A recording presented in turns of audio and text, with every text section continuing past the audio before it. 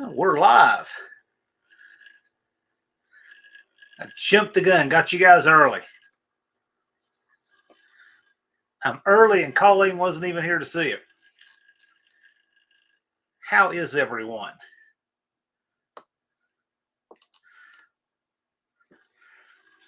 Early. Just in time. Well, what are you going to do? We're like 5.5 minutes early. We should roast the people who are looking for this to go live in 5 minutes. Unfinished project was here at 5:36.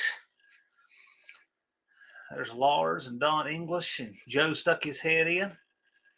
258 days and counting, indeed. Unfinished project put up the link for registration. Yep, it's up, it's live. And now you can get your shirts and stickers and decals there too. Lars can't wait to see what 2024 has in store. It's going to be interesting one way or the other. NSB Custom Cars is here. Engine Light Garage and Busted Radio Garage. How y'all doing?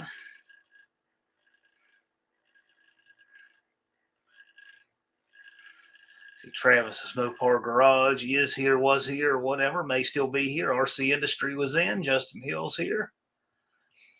Scarlett the Four-Eyed Cuda. Pure Pontiac Garage. Dean Stevenson on the other side of the Earl.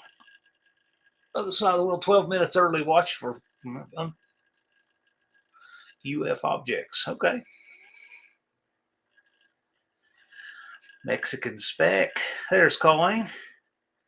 Southern Juju. Welcome. J-Bo is here. Yeah, I know. I'm early. I don't want to get entirely too predictable. Auto Salvage Outlaws. Hot Rod Guy Garage. Busted Radio says, hello, everyone that is late. No one's late. We're all early.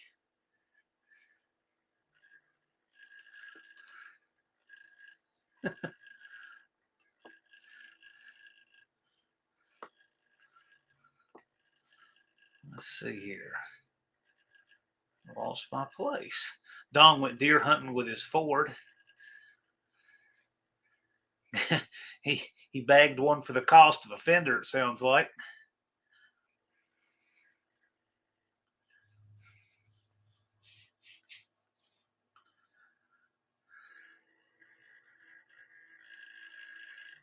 Unfinished project says Capital One. It reminds me, Levi put out a good video on credit cards. I really like that. He's 24 years old and he's got credit cards figured out already. It's like the casino. In the end, the house always wins. Mopar Den is here.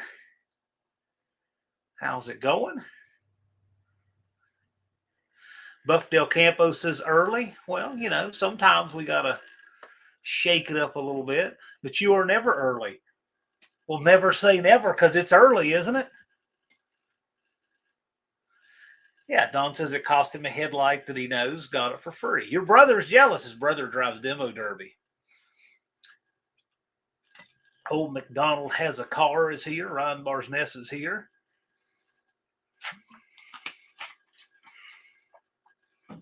Old McDonald had a car is here and breathing. That's better than being weekend at Bernie's. J-Bo keeps his credit cards with his cell phone. Indeed, he does. That's great, J-Bo. That might be the line of the night right there. I like that.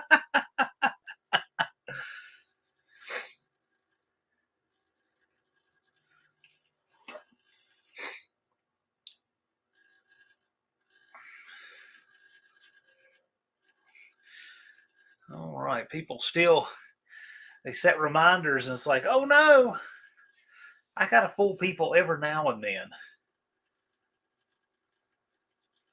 I know right before my live a while back, I was a guest on Busted Radio's live stream and just dropped in, gave some stuff away, and then dashed out. And it surprised Tony's Hot Rod Garage because he had my live queued up in a tab, and then he heard it.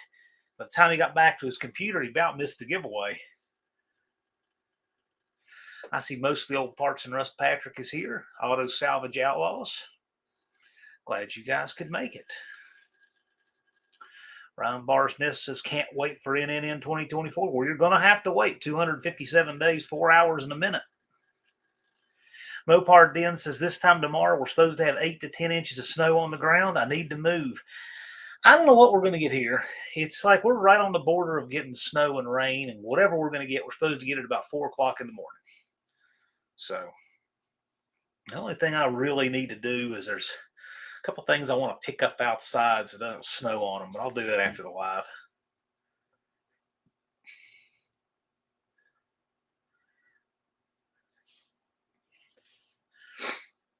You can do that.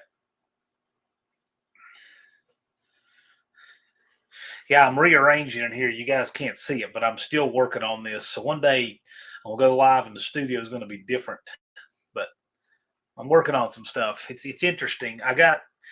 You can't see where my printer is over here and scales, and I do my fulfillment for anything you guys order on the website and stuff that is I'm waiting on something to ship. It gets tacked up right here. And then, yeah, it's just, I got my binders over here with registrations in them, and I'm moving stuff around, but not on the parts you can see. So when I get it done, you'll be able to see everything moved around. It'll be different and neat.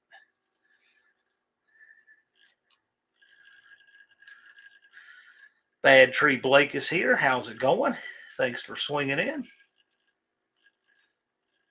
LP94 is going to be shipping his giveaway stuff here top of the week. Cool. Two Hacks Jeff is here. Most of the old parts and Russ's new parts are starting to roll in, and No Name Nationals 2024 is going to be fast. It's going to be fast. Yes, it is. It's going to be faster than probably anyone before it. Ryan Barsness is saying, can anyone confirm or deny that you need a drive shaft loop to run slicks at No Name Nationals? I can confirm that you do.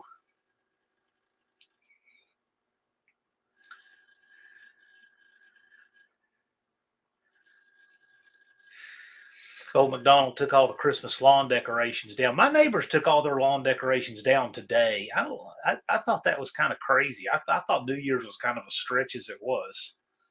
But Technician Troy is here. How's it going? Functional History's notification woke up from a nap. Cool.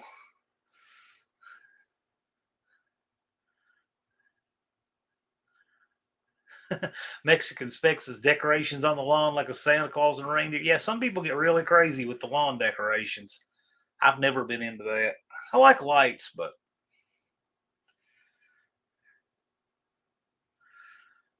that's kind of about it.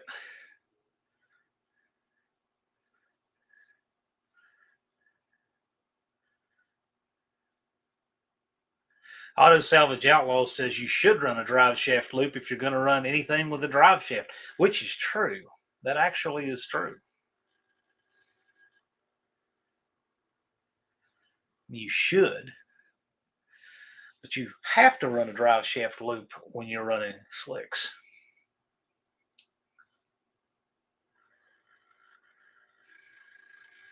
And fortunately, there are some good drive shaft loop videos on YouTube.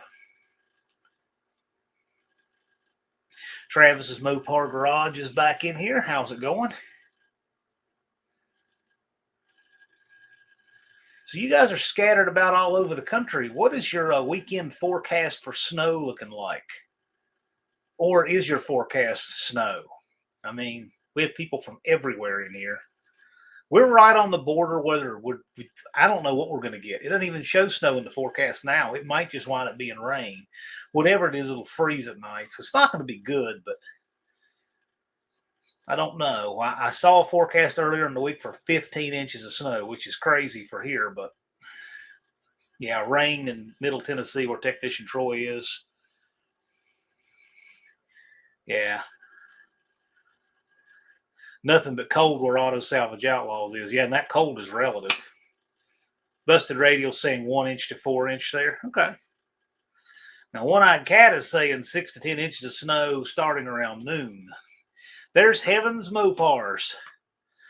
Scott, what is the state of the Charger? How is that looking now that you've got 257 days and 3 hours and 56 minutes? Cultured Redneck Garage is here. Cultured Redneck Garage has registered for the No Name Nationals. So that's going to be exciting. Looks like he's going to be bringing some hardware and racing this year. Yep, Scott says he has heat in his garage as of last week. Isn't that the greatest feeling? I put heat in my garage 2 years ago, and then when I saw how expensive it was to heat, it's good, but it's not cheap. Mohawk is here somewhere.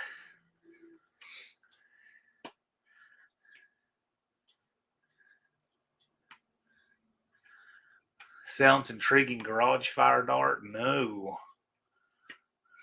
I want a garage fire dart. Ryan Barsness has already got parts showing up for my No Name Nationals car. No excuses this year. 257 days, 3 hours, 55 minutes. So that's all I can say.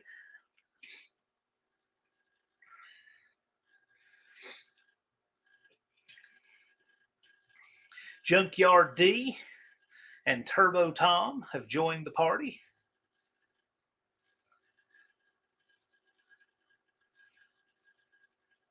Things just got a little wilder. There's Max Wedge Dick Dastardly.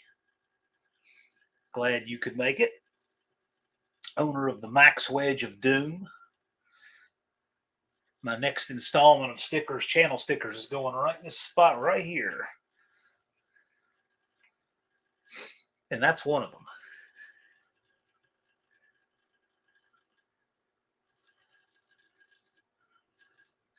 Peckerwood Customs from the other side of the universe. What's your weather like, Aaron? People here are talking about getting snow this weekend. I bet you're not. It's a summer for you. Auto Salvage Outlaw says my T-Bird has factory drive shaft loop on the front and the rear. CRV has factory front and rear drive shaft loops. I thought it was super convenient. One time I put it on a dolly and I disconnected the drive shaft that way. It's pretty convenient. Most of the old parts is put strings in his fenders and played a bit. Cool. Ron, I'd like to have you on sometime. We'll work it out if it works for you sometime. Be a lot of fun. Heavens Mopars is wrapping up his garage remodel, then he can get the Charger to fit in the garage. That's a great time when you got everything set up, you got all your tools put away, everything organized. Then you rock and roll. Yeah, Aaron's saying 100-degree days and 80% humidity. Wow. Not here.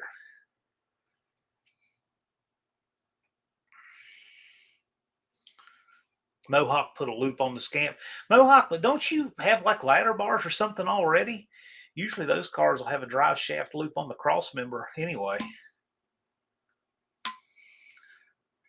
Mexican Spec said it's 65 right now and feels cold to me. I like it hot. If I had my choice, between 90 and 50, I would take 90. I hate the cold. I hate it.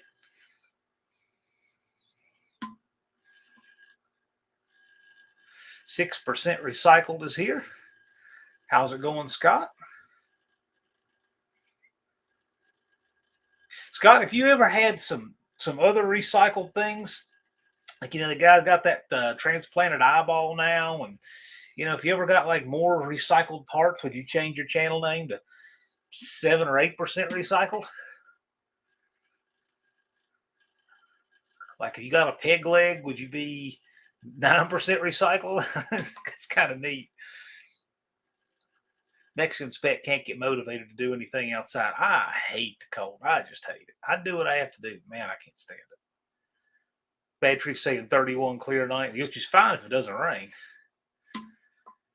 Yeah, and see, Ryan Bars, this is only getting 2 inches of snow in Minnesota, so We'll see. It'll be close here. It's 23 degrees in Andrew Nelson's part of Pennsylvania. Yeah. Mohawk says he didn't have a loop at the front. It does now. Yeah, that's where you need it. It's really where you need it. Bigfoots and Mopars is here.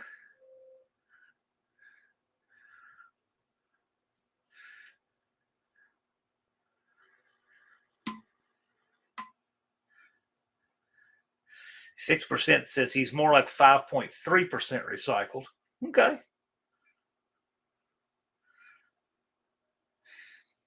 So Bigfoots and Mopars, what is the plan this year? Are you planning to bring the Belvedere? Are you going to bring the Jack Pine Savage?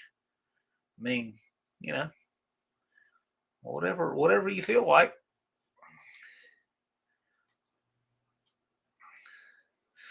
38 POS says with the temperature, you can always put on more clothes. I don't know about that. For me, cold is cold. I just do not like cold. The problem is finding a geographical area that doesn't have something that bothers you. So cold is just one thing that could bother you.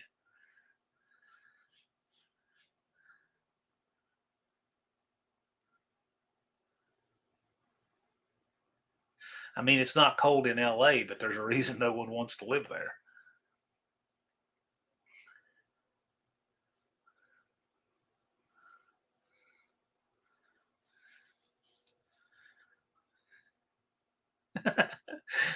Most of the old parts is once my feet get cold, I'm done. Break out the Samsonite. Yeah. Yeah. Two Hacks doesn't like anything under 70. He likes it hot like I do. Yeah.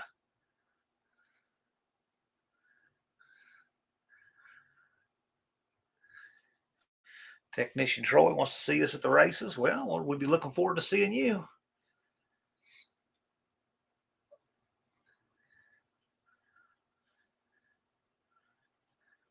Unfinished project says warmth equals gators plus pythons. Okay. Most of the help parts is I've never had to shovel sweat off my driveway. That's a good point. That's an excellent point. Travis is saying this is the first live he's been on since November. Well, I'm glad you're here. Bad Tree saying swamp puppies. Yeah, swamp is a fun place to visit. I don't think I'd want to live there.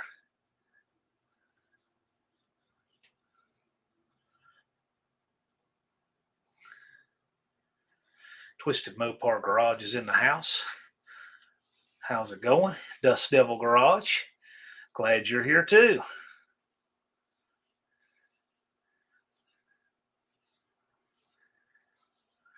Talking about sweeping leaves off the driveway.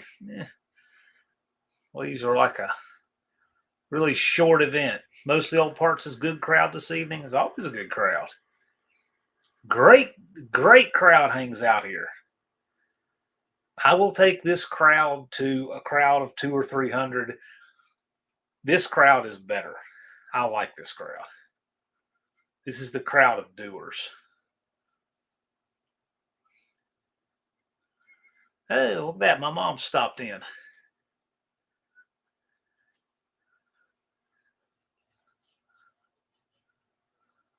Travis says, I've been making a boatload of money. Good for you. That's cool.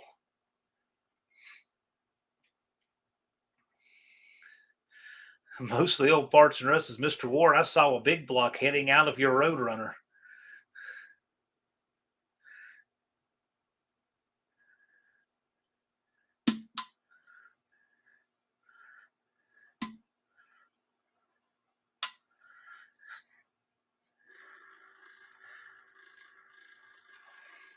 Mexican Specs asking where you blow the leaves. I've got a little ditch that all the leaves fit in nicely whenever they pick them up. Ron says that one's actually going in my Roadrunner. Well, we didn't think you were going to, put a Kia Soul engine in it or anything. So that's the main thing. Dr. Art's going to be home 2 weeks, doesn't know what he's going to do. I know what you're going to do. You're going to terrorize the neighborhood in that little go-kart of yours. Travis has been on 7-12. Was it 7 12-hour days? Ooh.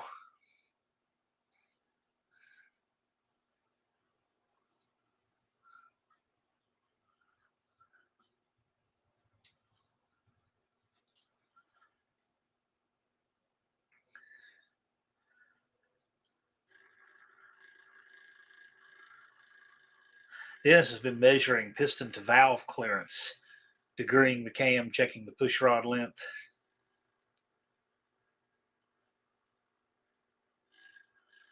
I see someone's greeting Joe Royal Garage. I did not see Joe Royal come in. How's it going? Glad you're here.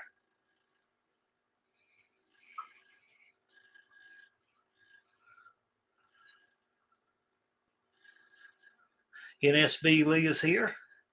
Glad you're here too. You guys came up in conversation. Somebody was asking me about the No Name Nationals. And I said, yeah, we got the fab shop area with the NSB custom cars guys over there, tire changer, welder. We have practically have a shop in the pits. It's pretty cool.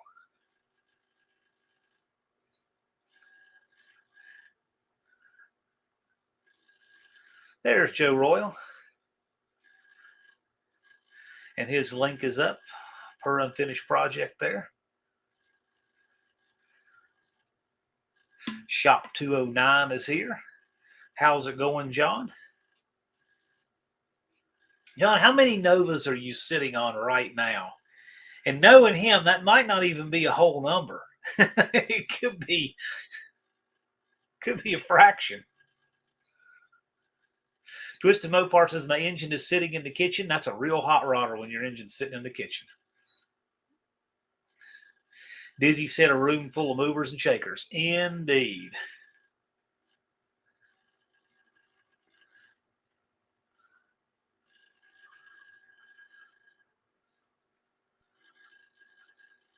Shop 209 says 4 run and drive. Well, 9 at the moment. Okay, that's the real number. Yeah, it doesn't count. We like stuff whether it runs and drives or not.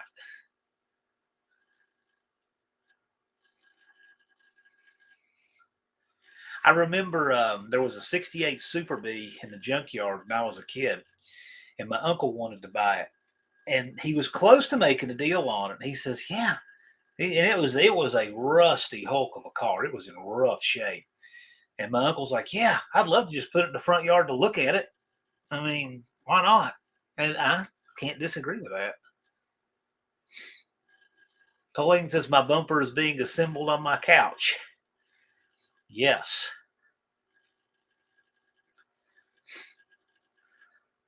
Buff starts a fire in the shop wood stove with leaves. I guess whatever works, as long as it doesn't spread and fly out of there. Old man in the shop built, not bought. Unfinished project says he recently passed on a 74 hatchback Nova. It could be okay. Mexican Spec is saying leaves don't burn that well. Well, depends how dry they are or what you put on them. Shop 209 says I've never owned a hatchback. Wouldn't that be interesting? You don't see that many of them.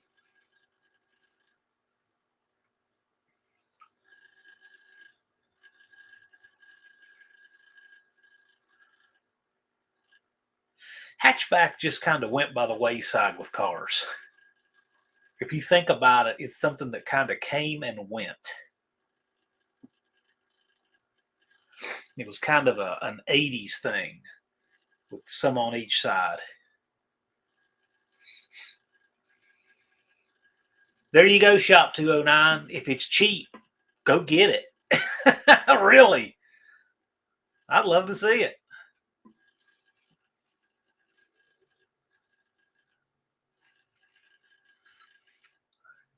Yeah, most of the old parts are saying the rear glass from a hatchback Nova is almost an exact copy of the rear window in a 70 Superbird. Yes, I've seen those clones made using that glass plug. I have seen that. Astro came in a hatch too. Pontiac Astro? Talk the Aztec?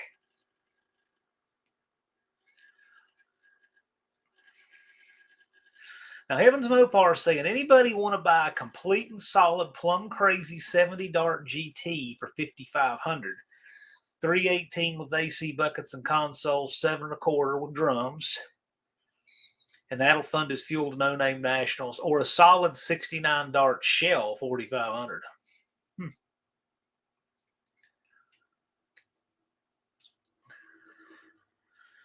Ryan Barsness wants to talk about a Super B race. I think they're going to be there waiting for you. We'll see what you show up with, man.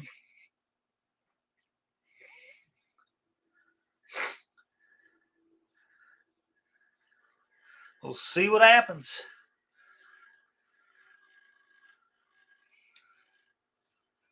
The NSB guys there,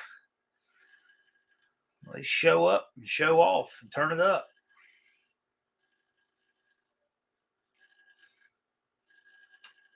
Pontiac Aster. Okay. Wasn't familiar with that. GM, gone from memory.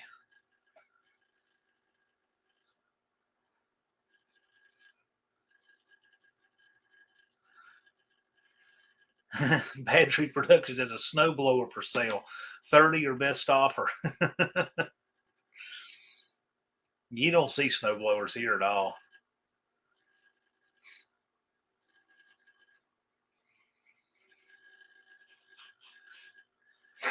I don't shovel snow at all. There's really no reason to.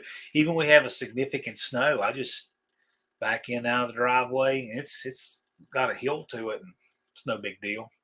What's the quickest time to No Name Nationals? Redbeard has run a 5:51, and that was on 28 10.5 tires.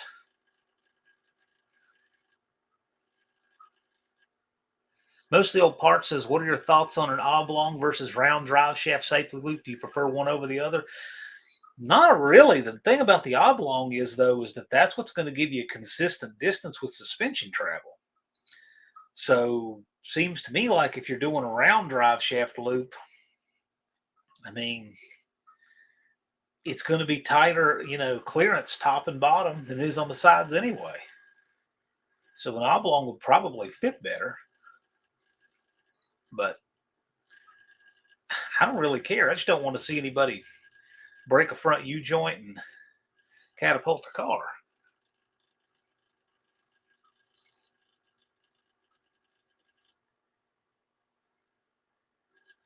Mexican Specs, I think it's a leaf blower that works in the wintertime. Maybe.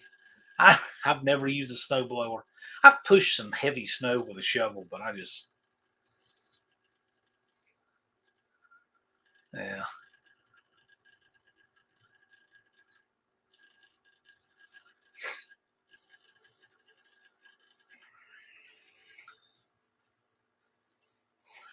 Yeah, Danny Boyd is saying less travel at the front drive shaft. Well, I mean, suspension's going to travel what it travels. Twisted Mopar has safety loops on both ends. I think that's a good idea.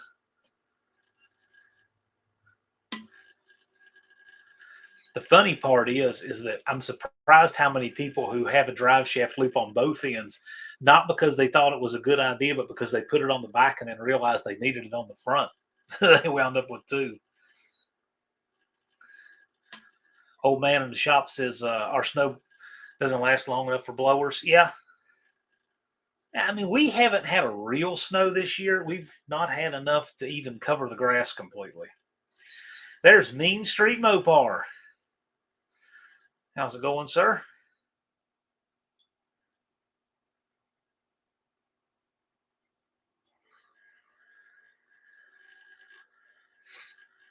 Mexican Specs has 2 sets of tires to drive your car year round. Yeah, I've had some studded snow tires and stuff. Or actually, just they weren't studded, but they were made for studs. Just never put studs in them. Oh wow! So in most of the old parts area in Kansas, 4 inches of snow on the ground since 11 a.m. today. Yeah, I mean it's not a big deal to me one way or the other. It is a mess. It makes things harder. It's only pretty a very short time. Then it just gets all nasty and dirty and all that. They dump all that salt. And then if you have to drive in it, it's not a big deal to drive in. It's a big deal to deal with the other people trying to drive in it. That's the part that worries me. It's like I have a hill I have to get out. Hill is no problem. The problem is you getting on the hill and then somebody flying up behind you and just sliding in. That's what worries me is somebody else hitting me. I can deal with whatever. Justin Hill says Idaho needs some snow. Idaho will get it. You will get your wish. Most of the old parts that should be melted off by Sunday and it's going to be muddy. Yeah, I always dread that. The mess after the snow.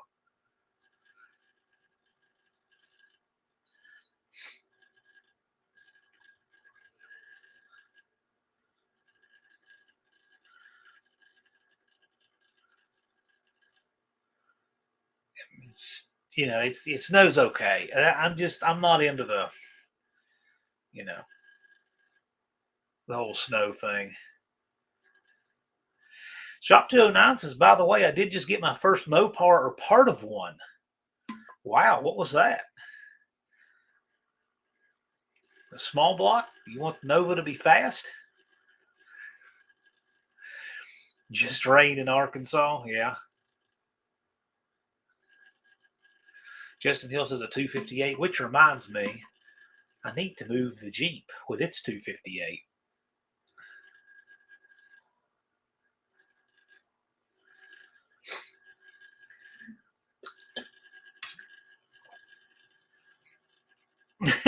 Shop 209 can't tell you, but it rhymes with 70 Dart. I know a little bit about the 70 Dart. Buff Del Campo is asking me what the elevation is here. It's about 2,200 feet here. Where I'm from is about 500 feet higher still.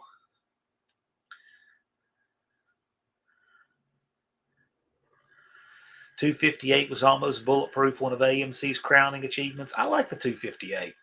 It's a good piece.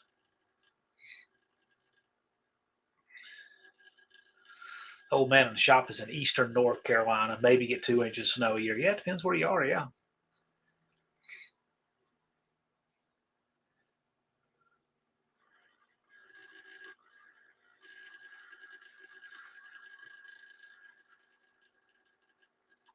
Yeah, old man in the shop is, or Mohawk is saying that around here it's a deer mover snow plow. Yeah. Plow trucks hardly ran the plows at all, but they spray that brine. And we never had any snow last year at all, and they still brined the roads a bunch.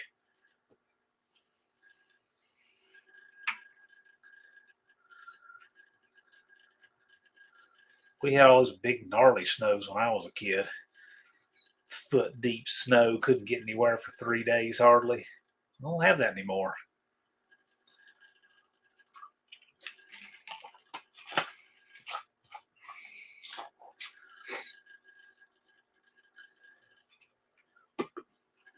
So most of the old parts is saying, speaking of AMC, have you seen some of the B1 heads Fred Brewer adapted to fit the 390 401? No, I have not. That's interesting, though. That is interesting. Patrick says, a jet need to go outside. What's that squeaking noise? I don't know what the squeaking noise. Probably something in here. It might even be this laptop, the fans in it. But Jethro's bound to be taking a nap, or he would be in here right now.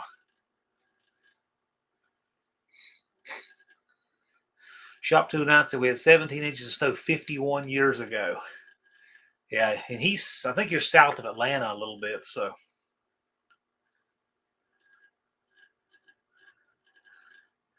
No Steel Parts and Rust has unlimited car wash until May. So how does that work? Do you have a car wash place there in your town and you can just go unlimited times? That's pretty cool. T's Good Time Garage, welcome. Finally getting some snow sticking in Salt Lake City. Yeah, you get the snow out there. I liked your best of 2023 video. That was interesting. Oh, yeah, Shop 209's 90 miles south of Atlanta. Yeah, you're down there.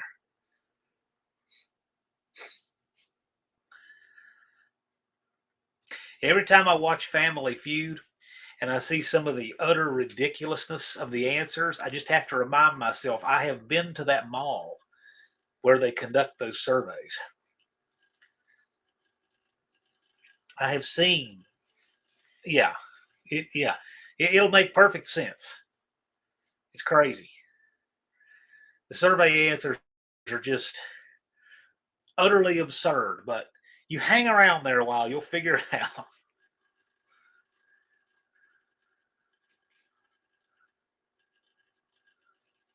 Most of the old parts says $20 a month. You get as many washes as you want. Usually do 2 a week. Cool.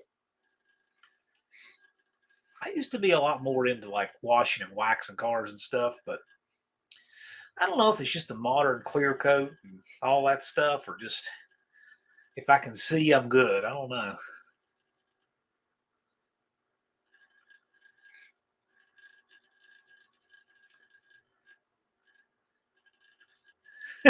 Reading his best Richard Dawson's voice survey says Richard Dawson was a good host. I don't know how he didn't get out of that show without felony charges for some of the stuff he did, but he was a good host. Old man in the shop says, "Do you live close to Axeman?" I don't know who Axeman is.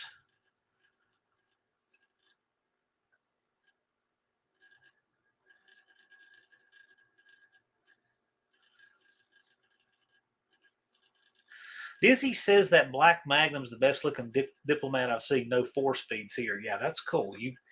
You would not see a manual transmission M body here. That'd just be very uncommon.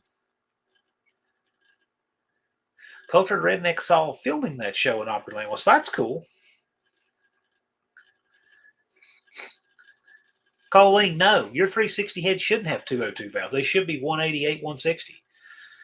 Very, very few times did you see a 202 valve in the 360 head from the factory. What we're saying is you're probably better off with the 178, 150 valves in the 318 head for what you're doing.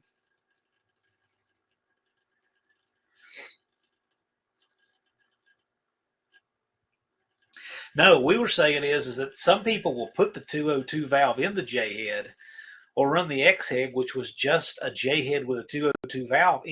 It's more of an obstruction.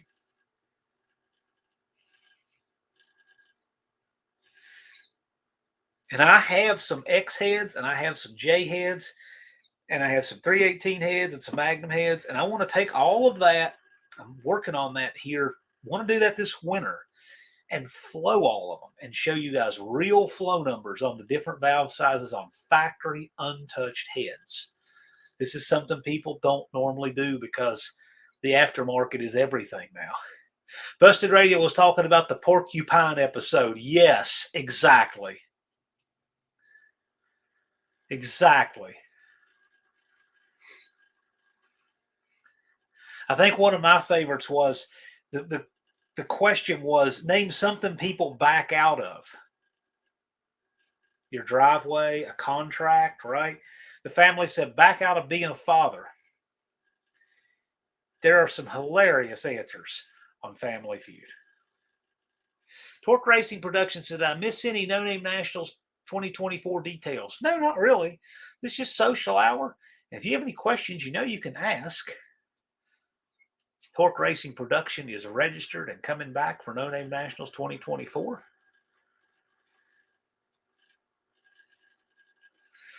J-Bo said that he and Blake drove through Atlanta after an ice storm, and they only had 2 of the 6 lanes plowed, had the whole freeway to ourselves.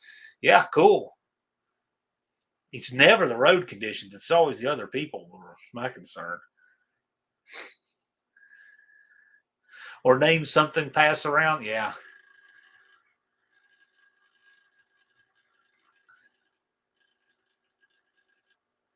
Mexican Spec. What bothers me is they'll have a question like, I saw a question, name the largest state. You can't ask that because that only has one correct answer. And I think Texas got more answers than Alaska. There was a majority that gave the wrong answer. That's not a fair question to ask. Another one was how many states begin with the word new? That's only got one correct answer. Most of the old parts is, do I need to pre-register to reserve my parking spot? Your parking spot is already reserved. Most of the old parts, Ron Ward has his parking spot right behind the troll seating.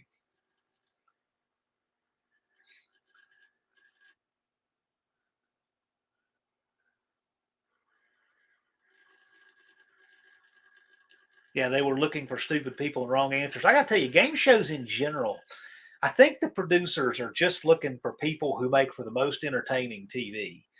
People who are not exciting are just, they have no interest in them.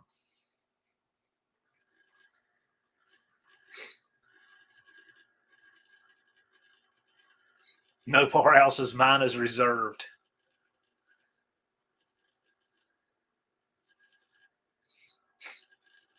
Like, what is the capital of Illinois? Yeah, they'll ask a question that has one correct objective answer. That's it.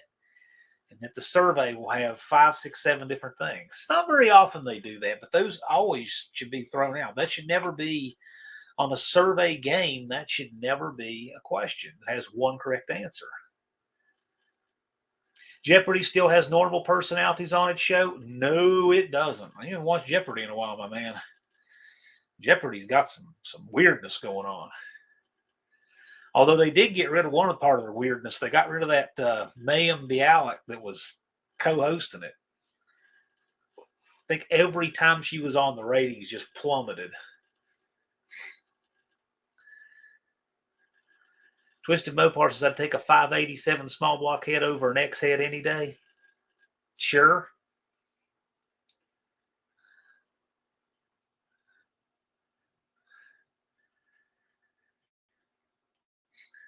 Phillips Run Drip and Bubble says that if the creeks don't rise, he'll be there. Well, we'll see.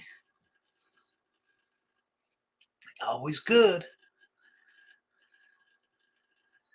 See what happens. Danny Boyd says I couldn't sit through a game show except Jeopardy. I like Jeopardy. I used to think it might be kind of fun to try out for Jeopardy, but I don't know. Jeopardy has changed a lot. Jeopardy's their questions to their answers have become more right-brained progressively, and I don't think it benefits me. And I don't think it works for me as well as it used to. I think I could have done better on it probably 20 years ago than I could now.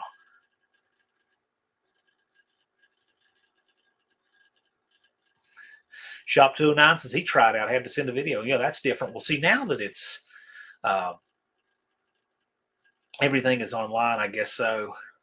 But what they used to do is they used to come and they would have tryouts for Wheel of Fortune and Jeopardy, and they'd come to Roanoke, which is about 30 miles from here. And I always told my mom that if she would try out for Wheel of Fortune, I would try out for Jeopardy. She never would do it. I never did either.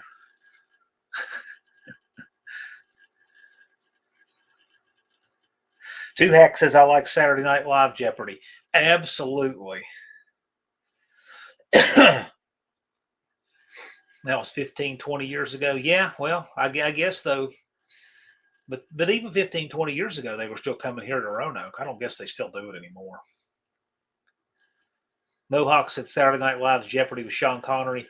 The Sean Connery and Burt Reynolds Celebrity Jeopardy on Saturday Night Live, those were hilarious.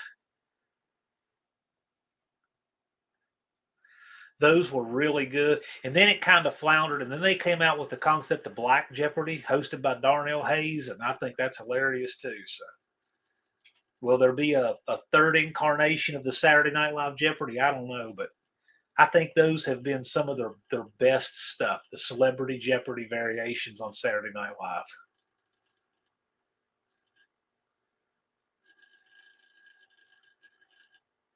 Huh. Old McDonald has a car said the wife and I were actually in the audience of Jeopardy with 200 high school marching band members. We saw 2 shows taped. Yeah, that's cool. Surprising how small the set is. Yeah, when they back that camera out, you can see that set is not very big. But that is cool. That's neat.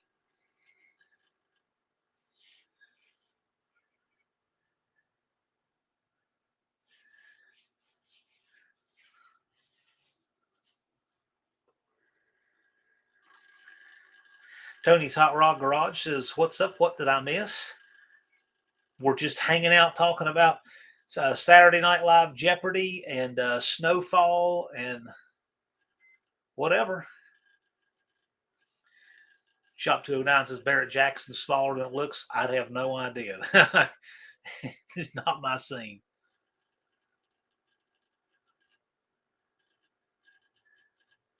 Danny Boyd says when he was reading TV Guide as a kid, he thought it was pronounced Geo Party. No, that would be over at Hot Rod Guy Garage's Pits, the No Name Nationals. That's the Geo Party.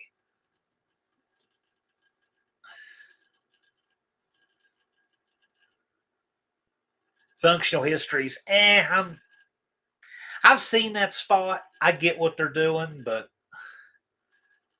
kind of a cop out way to do it, if you ask me.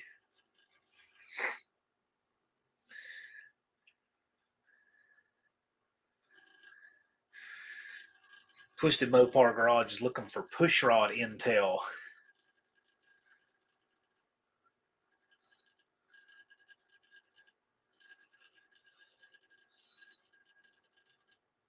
And speaking of that, most of the old parts comment about the hat there.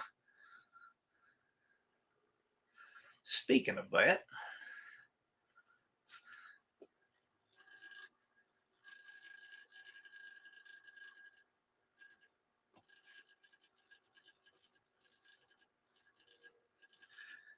Ron Ward got his shirt in the mail yesterday. My gosh, yesterday? I wonder when I mailed that. That mail is slow. I bet that's been, 3 weeks ago? Mail is crazy slow. I'm seeing stuff that still doesn't have delivery dates on it. I mailed 2-3 weeks ago. I can't believe how slow the mail has been. I've been sending out shirts, and the mailbox here where you drive through and put your stuff in has been hit by trucks so many times it's crushed the top of it in. The slot is only about that high, and it makes it hard to get those poly mailers through there.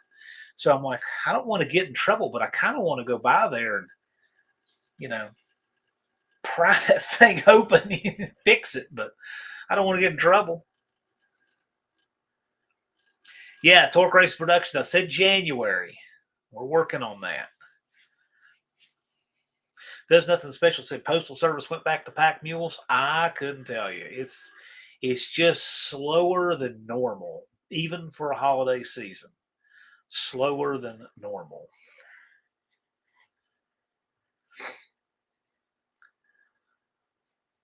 But that does remind me, I have these now.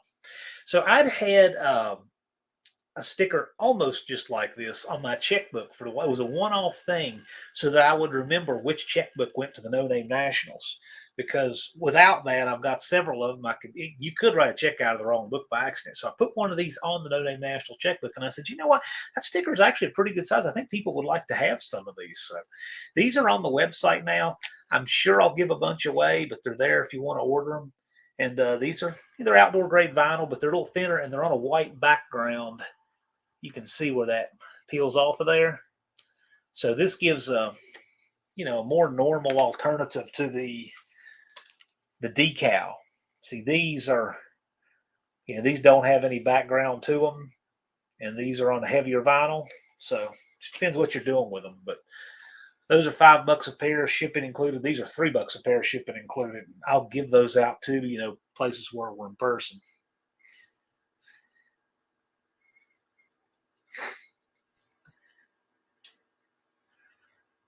Most of the old parts is your local mailbox is like the stop sign pole at the local Walmart. 2 cars ran up it with wheels in the air. Yeah, some things just get run into a lot. Man, that one, I don't know. If you see the top of this mail, and it's thick steel, so whoever's hitting it's doing a ton of damage to their vehicle. But I guess some people are just challenged.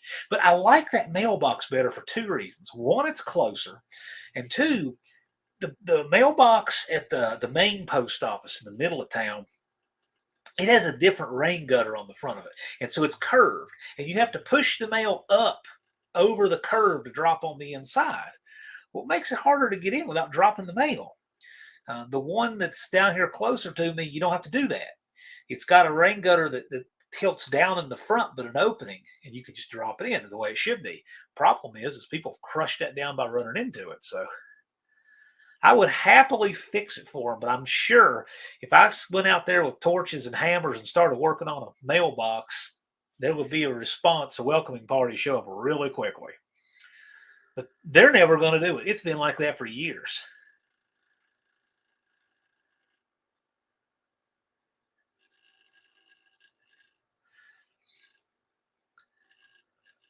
Just Mopar Joe said 3/8 inch custom push rods. Well, that's cool. Just got to measure them, I reckon. Torque Racing Production's anxious to get after it. Well, me too. A lot of things I've been working on. I've got a couple of vendors that just never call me back about stuff. That's unfortunate. I mean, you'd think when you want to spend several $1,000s with somebody, they would call you right back. But, oh well. Yeah, Ron Ward's asking, do you have any experience with Smith Brothers push rods?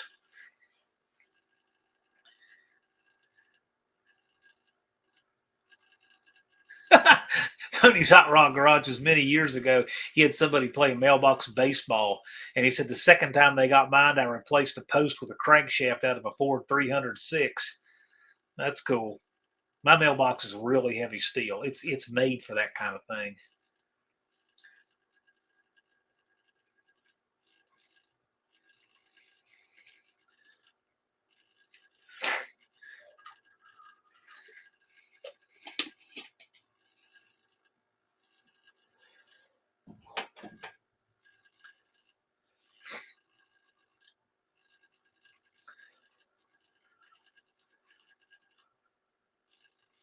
Dizzy Izzy. I don't know what the question is, but Dizzy Izzy said, sounds like a gay bar. Okay.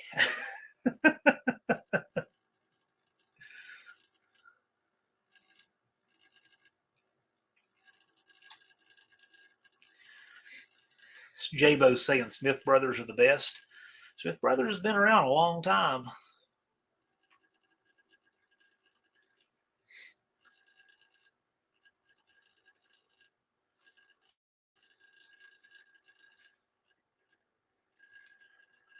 Rabid Transit Garage J is in the house. How's it going?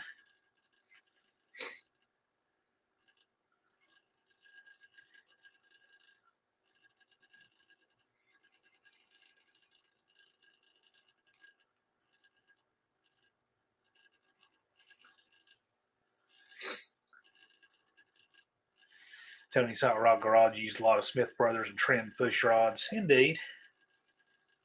Kim says, what's going on? I heard gay bar.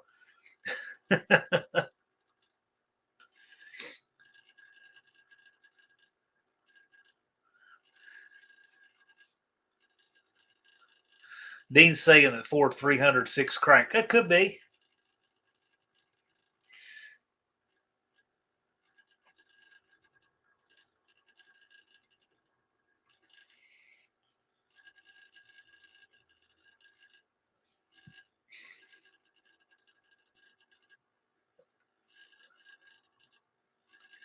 Just Mopar Joe floating around the chat. How's it going?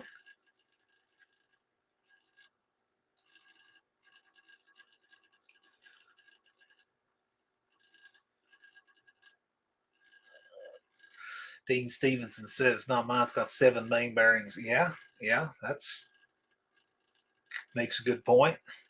Slant 6 does not. I was looking at a Pro Stock Ford short block in the shop one time, and it had they have a cam bearing between every pair of cam journals.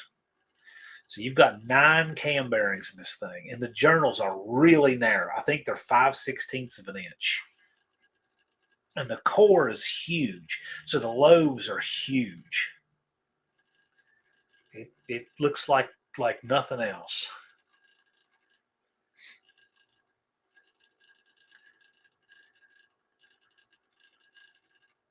Oh, and the lift was well over an inch. I don't know how much, but I could just eyeball the retainers, and you could tell it was well over an inch of lift at the valve. I think it had one head on, one off, as best I remember, something like that. Or maybe, I don't remember exactly. I don't remember. He either had one head on or one side covered up, and I was looking at the lifters, but you could tell it was over an inch of lift. I mean, it was a lot. You could see it.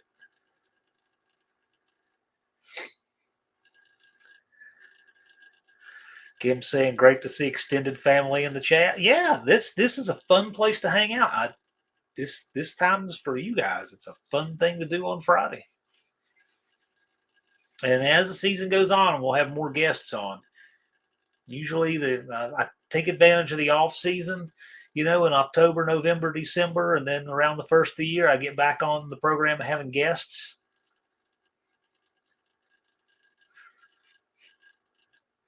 Danny Boyd saying, "Wonder what rocker ratio they use." I don't know. That's a good question. I don't know. I know that the bores on all of those work out to usually between 4.7 and 4.75. And when you think about it, that's an insane amount of bore for a 500 cubic inch limited class on 5-inch bore centers. It's an extreme. See, and a lot of people say, "Oh, well, if you're not using turbos, you're giving up power." Okay, but look at the development of Pro Stock. Look at how cool the stuff is we see people making 3 horsepower per cubic inch out of 500 cubic inches naturally aspirated. We see the coolest stuff. And that development would never have happened if Pro Stock wasn't a naturally aspirated class. Danny Boy says an inch is a lot of lobe lift. You better believe it is. And the thing is, think about what kind of port it takes to need or utilize an inch of lobe lift. Because like Professor P and I were talking about on Wednesday, the valve is not what makes the flow. The valve is purely in the way. It's everything else that makes the flow. So if you've got an intake valve that's 2.5 inches across, and it's an inch, actually it's more like 1.2, 1.15, 1.2 inches off the seat. Think about the kind of ports and bowl work and everything that has. They're very protective of the whole engine, but especially the heads. I know Vizard has gotten to see some head development stuff that most people don't get to see, and it's pretty wild stuff.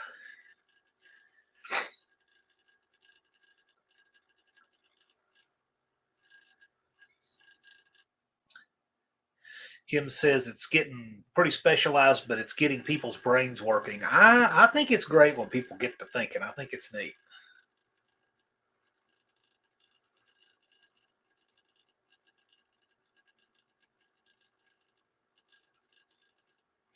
Max Wedge Dick Dasher is looking for a tiny little drill bit, 41 thousandths or a little smaller.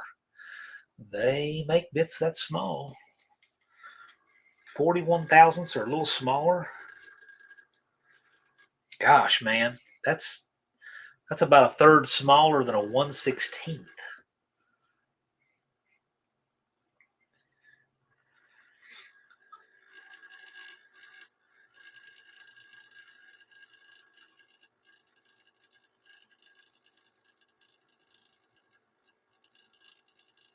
Most of the old parts is think about the weight of the valve train the spring has to control with that kind of lift. Yeah, if you've seen the springs in those cars, I have one of those springs on the shelf. If I'd have known it would have come up tonight, I'd had it in here. But those springs are stiff. Tool steel valve springs.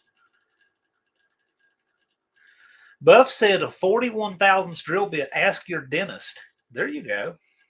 Whew. Scares me to death to even think of a dentist breaking off a drill bit in my tooth. You know when I just said that, it just made you, ooh. Colleen saying, did you look at Dremel stuff? Yeah, it might be a bad place to look. And don't be afraid to look at the non-traditional bits, like the burr style bits, the carbide, rather than a twist style bit. For a hole that small, you might do better with that. Maybe, I don't know. Mexican Specs at 818 subs, almost my first 1,000. If you get the second 500 a lot quicker than you get the first 500. Most of the old parts is suggesting to get a set of pin drills, and they go from 12 thousandths to 50 thousandths. There you go. Danny Boyd is saying the valve traveling a whole inch got to be real close to pistons. Well, it is, but by design, those things have 16 or better to 1 compression. Yeah. I mean, those pistons are custom made like a mold, only to give as much clearance as necessary to not collide, and that's it.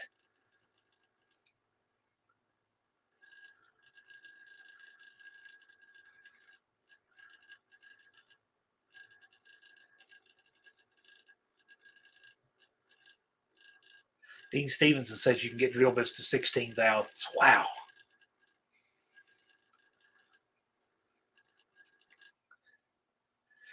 Unity Motorsports Garage is listening in while driving. Well, thanks for joining us, Andy.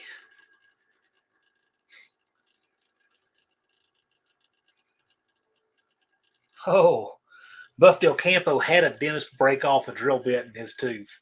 See, there's a real good reason like not to do those things. That makes me want to go to the dentist from the movie Castaway. Oh, Indirect Connection just got in. Thanks for joining us. Indirect Connection has the distinction of being the first channel registered for the 3rd annual No Name Nationals.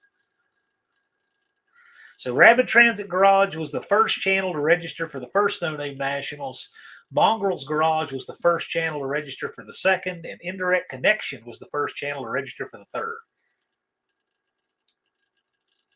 I think that Rapid Transit Garage and NSB Customs compete with each other to see who can get it first.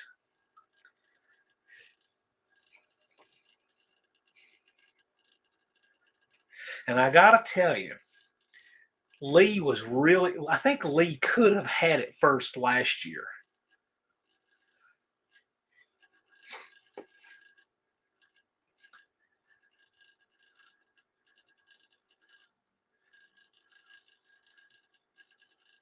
Never Bored S10 Addicts is jumping in to say hi. Well, thanks for jumping in. Glad you're here.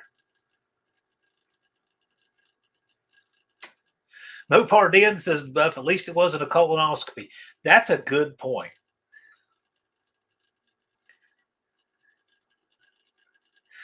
Kim says, do we have a date for releasing the new monkey bite rules? Not yet. It'll be January. It'll be January because I'm seeking some input from various sources to try to work this out. It will be this month, though. Okay. 38 said I might have been 38th to register. No, but I can tell you.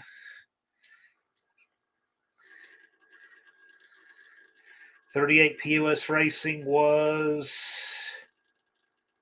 you were 7th channel to register. Mostly old parts. Blake from Bad Tree Productions collaborated with Ben Schultz from Schultz Sign to come up with that logo. I believe that was those two worked that out. And then it originally had a tire and some stuff. And so, and it also had some little inconsistencies to handmade font, which are fine. But I said to make this reproducible and everything, to where it's like where machines and later on embroidery and all that, made some revisions to the logo to clean that up. And anyway, we had finally came up with a final version of it. And yeah, I do. I think it's a timeless logo. I think it's great.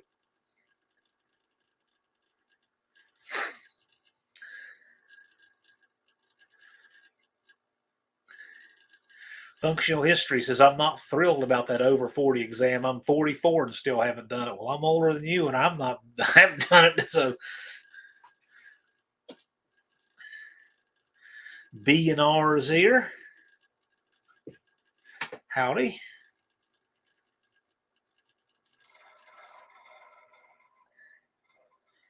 Evans Mopar's Charger roof is sitting at indirect connection Jason's place. Think that's interesting that we got the community leapfrogging destinations to get parts to one another. That's a cool thing about this community.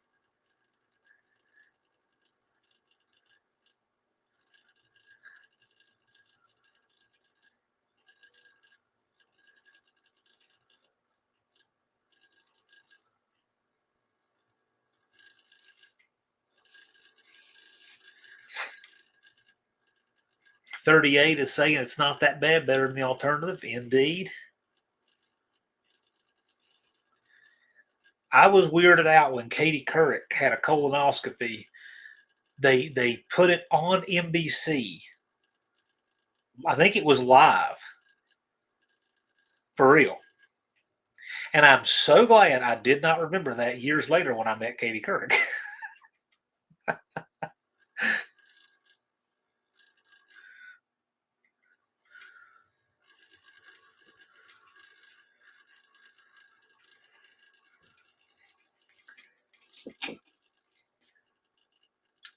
BNR says, what's the topic tonight? Well, you hear it. How much snow are you going to get? Katie Couric's colonoscopy. General nonsense.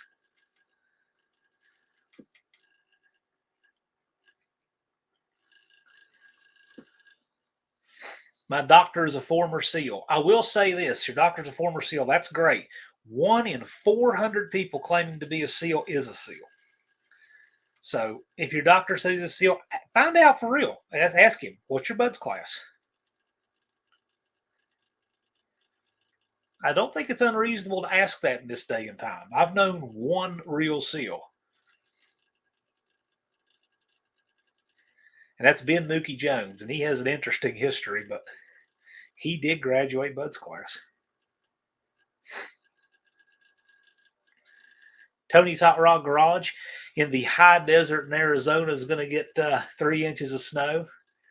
I've seen snow in the desert. I've seen snow in Nevada outside of Las Vegas. That's interesting.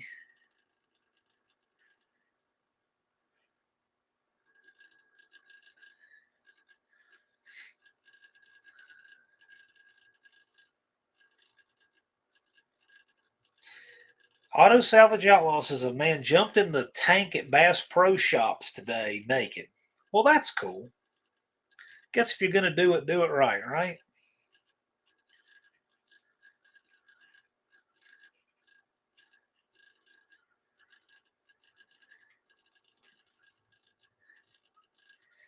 DNR says, I'm prepping again.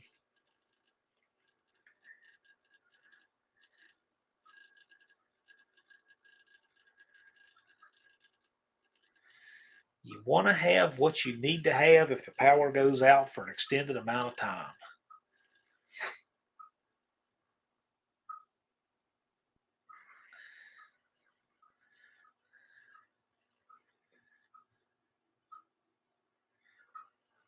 Max Wage Dick Dastard lost his father from colon cancer. Yep, we all know people who've died from it. So it's a serious deal. But whew, I can certainly understand not wanting the experience, but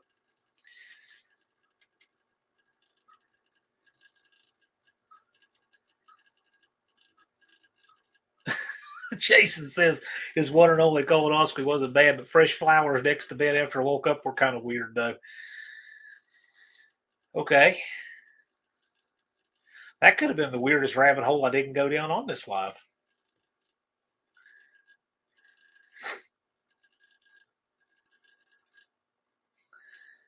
Dust Devil says he's registered now. And I can confirm Dust Devil is registered. And since he told me and since it came in, I'm going to look. I always note how many subs every channel has, even established channels. Reason being, I can track how channels have grown over the years.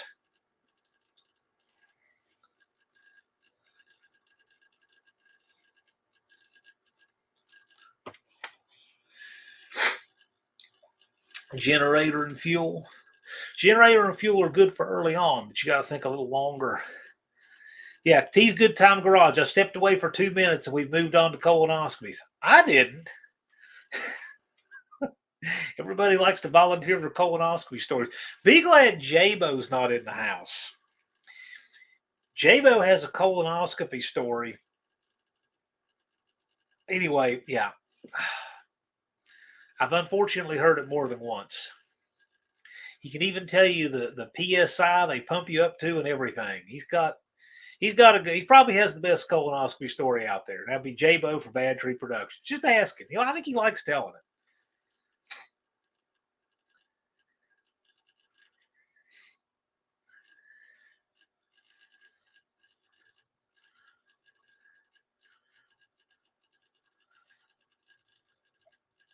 Colleen says that MM&M is over 1,000 subs. Indeed.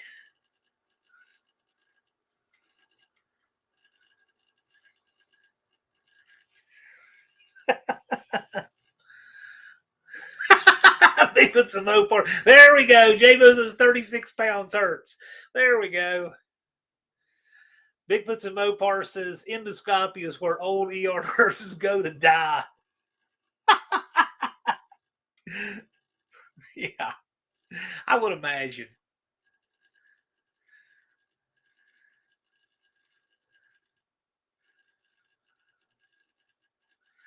Izzy said that my bad cholesterol was a little low and my good cholesterol was a little high. Last I knew, both of mine were a little low.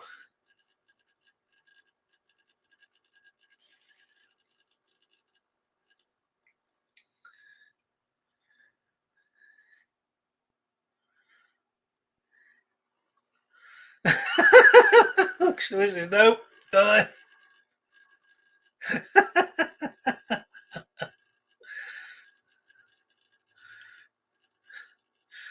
Oh my goodness. You people are something else.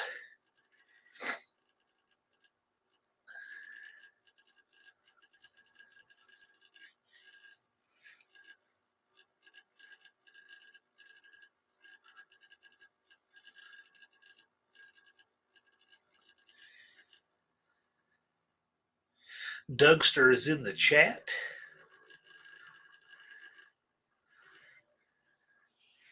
Dougster Wolverine Garage.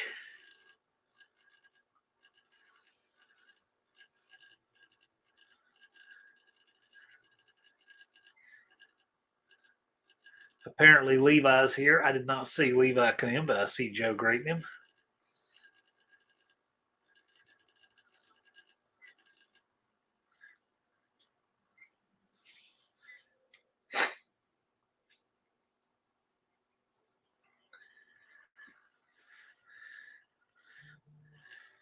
There's Levi.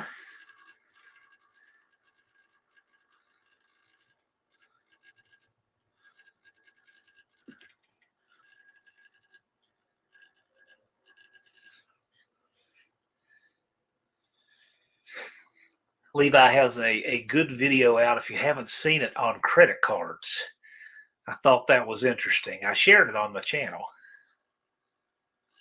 I don't give Levi enough credit. I do give Levi. I just shared a video, one of Levi's videos last night, Dean.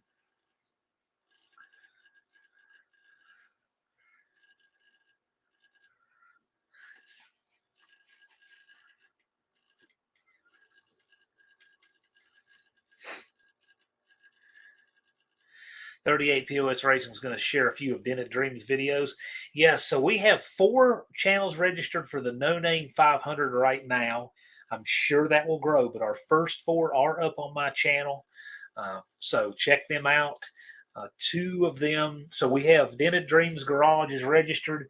I know Scarlet the Four-Eyed Cuda is coming back. He's going to avenge last year and go for his 500 subs again. Right on. Several people have done that and made it, and the community will certainly get behind you. We also have indirect connections. So Jason, who is part of Rapid Transit Garage, has decided to branch out with his indirect connection channel. You see him in the chat. And this year, he's going to make his 500 subs. I think that's cool. That's great. I'm glad he's doing it.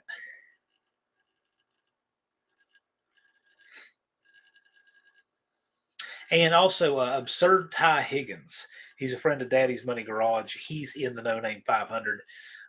He was at No Name Nationals. Seems like a really cool guy. Nice Chevy van. He's a van guy. So I'm looking for a lot more out of him this season, and we'll see what happens. Mopar Jeff is at 448. Does Mopar Jeff have any interest in coming to the No Name Nationals?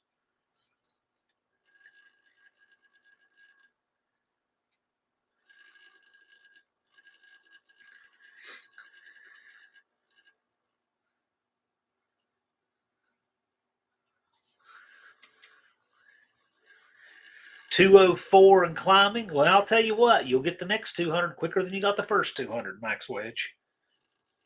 The biggest thing is committing to it and doing the content, and you can do it.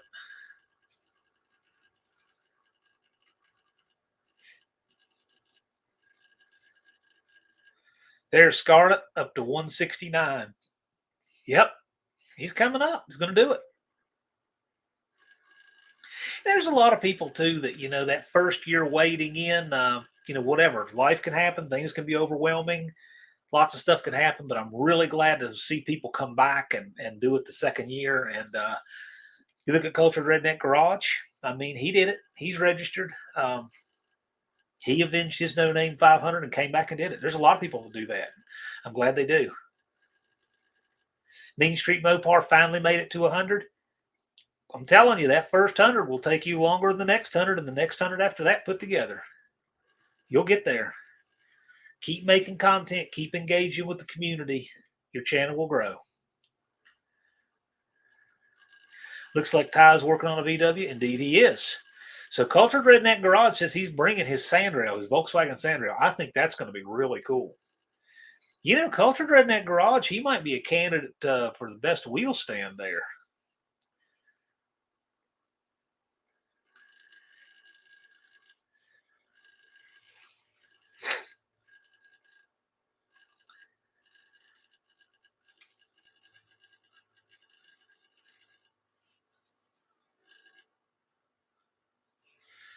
Duckster's up to 80 subs. Duckster, are you going to come to No Name Nationals this year?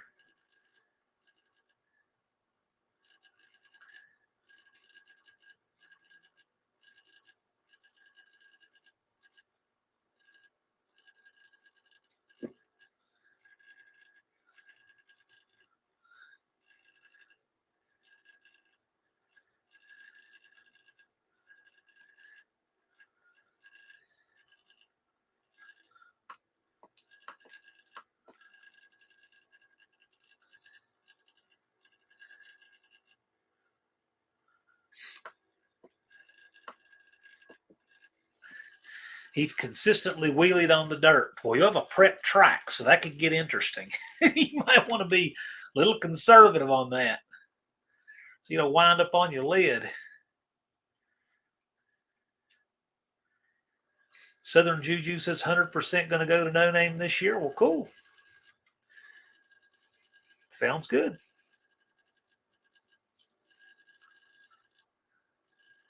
DNR wants to build a 65 Oldsmobile 425. Bring your Pontiac.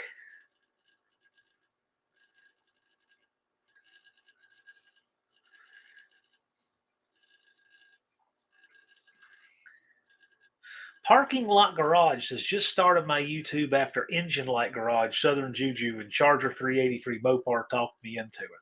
Well, you're in that crazy crowd, so welcome aboard. Parking Lot Garage. That's interesting. So you're not a parking garage, you're a parking lot garage. Or are you a parking garage? I like that.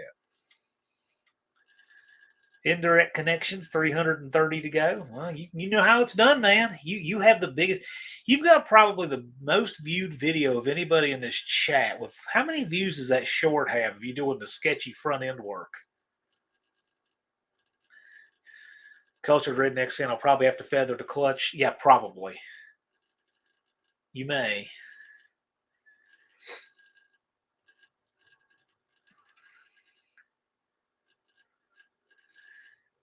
But that will be really interesting.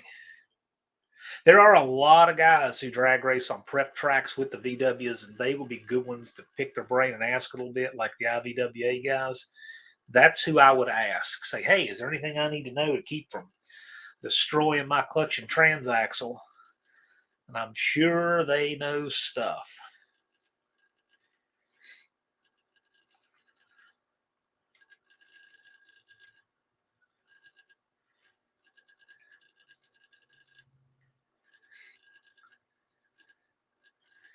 Yeah, Levi says instant hook broken parts in a lot of cases. Well, this is true.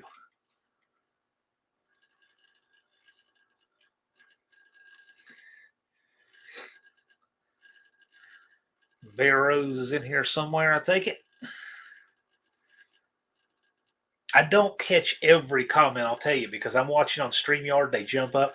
And last live, I got 924 comments per hour, 1,848 total in a 2-hour live. So sometimes, like right now, I've got 3, 4, 5, 6, 7, 8, 9. I got 10 on the screen right now. And if I have 11 come in before it auto refreshes, I will miss one. So it happens. Indirect Connection says that short's at 1.3 million views. Yeah, I knew it was well over a million. So Jason knows how to get something to go viral like that without clickbait. Dizzy says, who else needs subs? Well, the registered channels are on. They're on my main page now, and I'll be adding to them as channels register. Mopar Den is registered. I think Den has his subs, though. Mopar Den is indeed registered.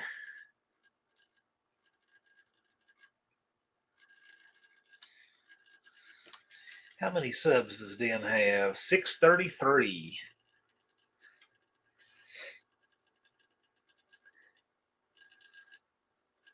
Indirect Connection says 1.3 million people wanted to see me get hurt. Well, conceivably, 1.299 did. I didn't. I thought it was a funny short. I liked it.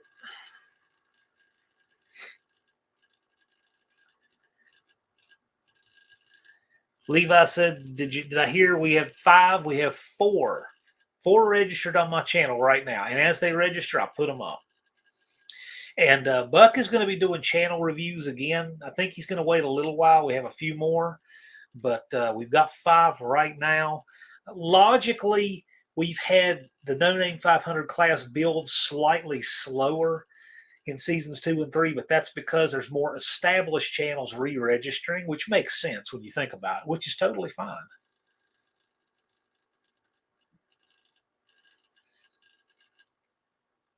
Mean Street Mopar says, I need more subs, but I need to make more content. There we go. Those things go hand in hand.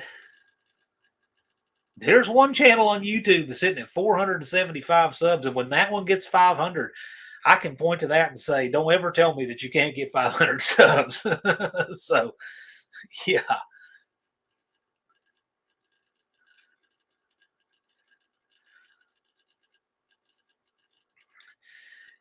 Parking Lot Garage says he's ready for the grind, looking at better cameras today. Let me tell you something. Rather than worry about cameras and production, start with your phone, and I'm telling you, you just do everything with your phone. You just want to make timely content with good audio. The videos will get better as time goes on.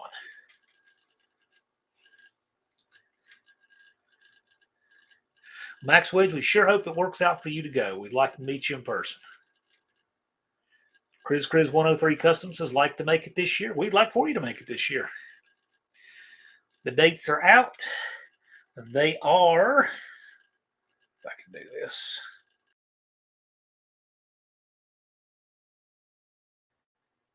September 19th through the 21st.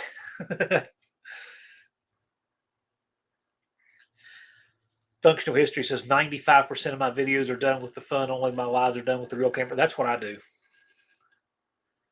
And it works just fine.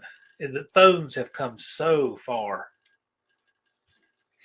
You can record 4K with a phone with good audio and everything. The biggest thing is just make sure you have good audio. And if you're filming outside and you want to make sure you have good audio, get a $20 clip-on microphone that plugs right in your phones. All you need, makes all the difference in the world. Auto Salvage Outlaws, the No Name Nationals registration page, nonamenationals.com. Yeah, one of the mods drop a link to that. That would be cool. You can see the No Name 500 guys on my main page. So Turbo Tom's got his vacation day set for the year. Turbo Tom, are you going to bring back the Model T, or are you bringing something else this year? Does nothing special, films on a 7-year-old LG phone. Yeah. Two Hacks does Two Hacks, look at his channel, and he does everything on a phone, even editing. Think about that. Look at his channel and realize he does everything on a phone, even editing, even time lapses, even the graphics. Look at his channel and say, hey, that's what you can do with a phone. That's an iPhone that he uses.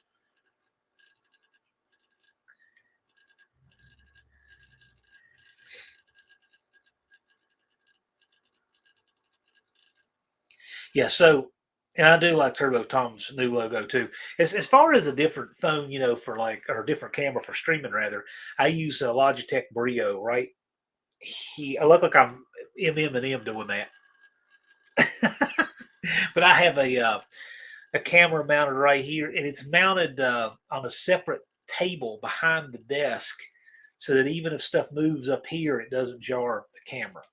That's done by design. But that just stays plugged in and it runs off the computer, and that way, phone stays free. I can do that crazy way that I zoom in and everything. And but they use the phone for everything that's not right here. Most of the old parts and rust is out. Cool, man. Have a great weekend. Tell Jackie we said hi. Would not see her in the chat tonight. Usually she beats him here, but tell her we said hi.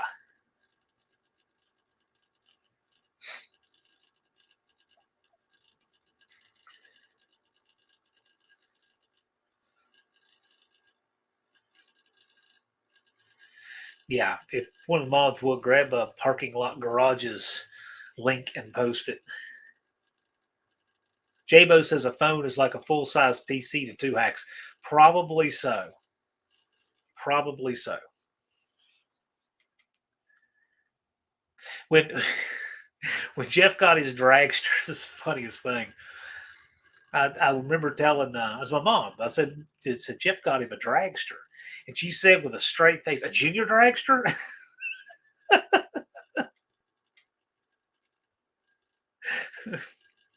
That just struck me so funny. But no, Jeff's dragster is pretty cool. I don't think he'd mind me showing. Jeff, if it's cool, I'll show him the picture of what you've been working on with it. Uh, it is a true build.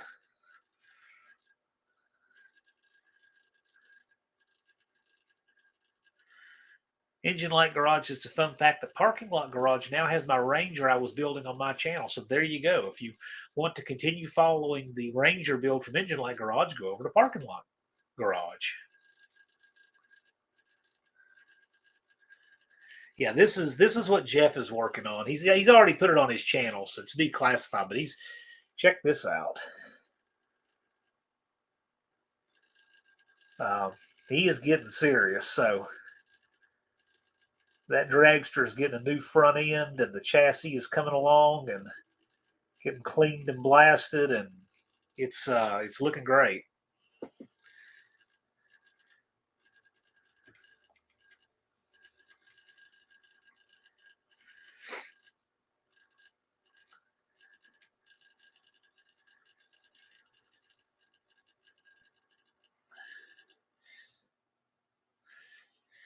Yeah, it's fun. A lot of people are going to bring a lot of really cool things out to Sykeston, I am sure.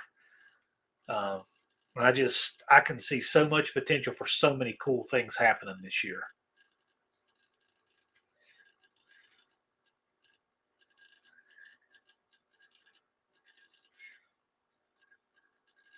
Parking lot garage is saying Memphis, Tennessee. Is that what area you're in? Is Memphis?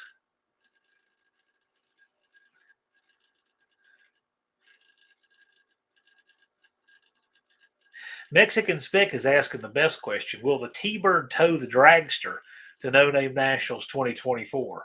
Yeah, Jeff, are you going to leave on Sunday to make it there by time for tech on Thursday with those gears you have in the T-Bird and all the time you're going to spend stopping at every exit at the gas station?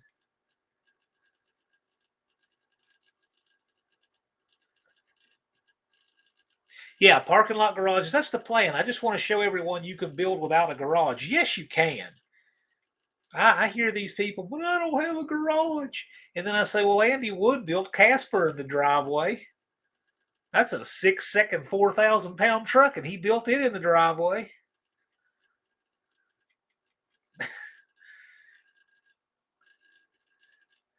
Yeah, two hacks is saying not with 488 gears and race gas, but they'll both be there racing. Yeah, the plan is to bring both the Bird and the dragster, Jeff says. So we'll see if it can happen. I certainly hope so. Jeff likes to put on a show. Jeff is he's good like that. And we've already discussed it. I do want to have Jeff MC the burnout competition this year again. So he's just he's good all around for that kind of thing.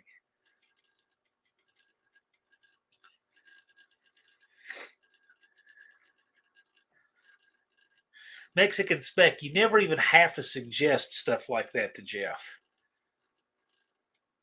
I could start a whole channel on the crazy stuff that Jeff sends me that doesn't even make his channel. And it would get 500 subs in no time.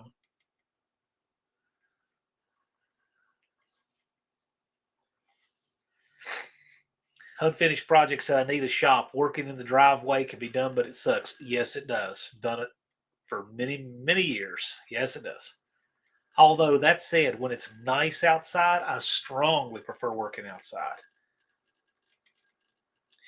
38 says, how's the call-outs doing? Well, it's up to people to make call-outs and such on their channel. And what people learn from the first year is that a lot can happen in the 9 months between the announcement and the event. So people are making call-outs slower. So what I'm going to do is add another race to the schedule. I'm wanting to add a second bracket race to the schedule. I want to see more participation in the bracket race. I'm not saying another class. I'm saying another race. Functional Histories, take care. Thanks for swinging by. Engine Light Garage says, me, Southern Juju, and Parking Lot Garage are all racing that 500 mark. Well, when you guys register, you'll all be on the channel, and I will sort it daily for whoever's in the lead. So you can make your own competition out of that. I encourage that. It'll be great. Cultured Redneck Garage says, when the Plymouth is back on the road, it will tow a rail to the No Name Nationals. Dude, make it happen. Cultured Redneck Garage has I think it's a 71. Is it a satellite or is it a Roadrunner? I think that would be really cool. It'd be really cool to see that. Levi's got a grudge race with just Mopar Joe. Joe is popular. So lock it in, make it happen. Bigfoots and Mopars says, my garage is my wife's third shoe closet. In the summer, she rents me a stall. That is correct. It has hers and hers closets.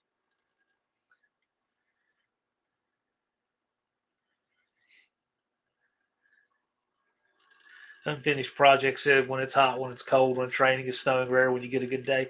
I'll take mediocre days. I just hate the cold. So if it's 100 degrees, I'll work outside. If it's in between rain showers, I can handle that. I just hate the cold. I had to do, okay, it's a 72 satellite. There we go.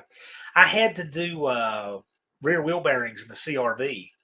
And I wanted to do it before the weather got cold. So I got it. And doing rear wheel bearings, and that's a pretty good sized job. You got to take the CV axles out, got to take the hubs off and press them out and all that stuff. And I did not want to be laying on cold ground doing that. So I try to get that kind of stuff over with earlier in the season and get my oil changed, have everything like that done by Thanksgiving. That's kind of my goal time frame. So that if December takes a bad, nasty turn, I'm not out working in it. Buff's Garage played in the snow all day to gather parts for the new Barn Find C10. Right on.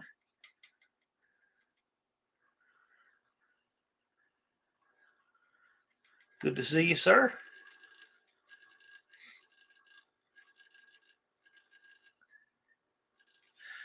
Unfinished projects and my boy left a cardboard creeper out and it rained.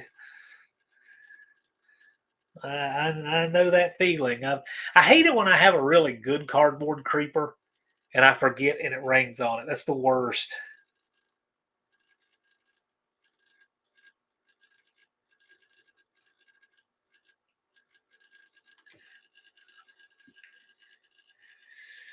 Heavens Mopars just subbed to Engine Light and Parking Lot. Welcome, guys.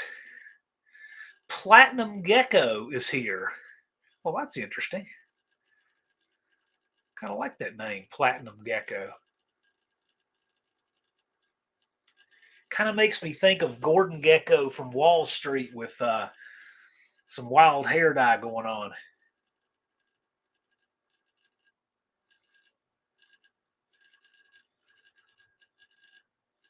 Danny Boy keeps cardboard in the trunk of his cars. Yeah, that's hardcore.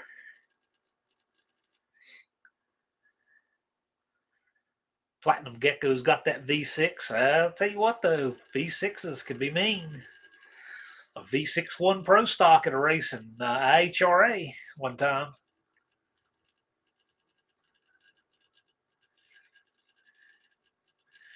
Kim says, is that the Kenmore Creeper?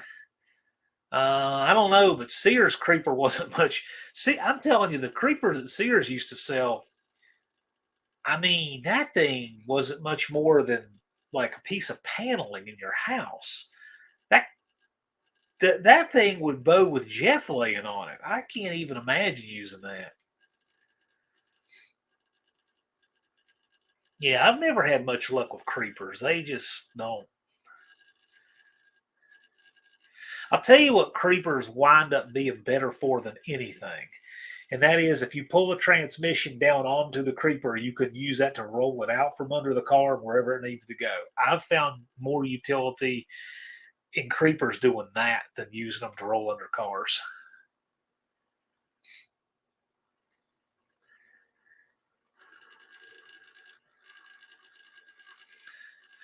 Max Wedge says, I can't use a creeper with wheels. It'll roll out the door into traffic.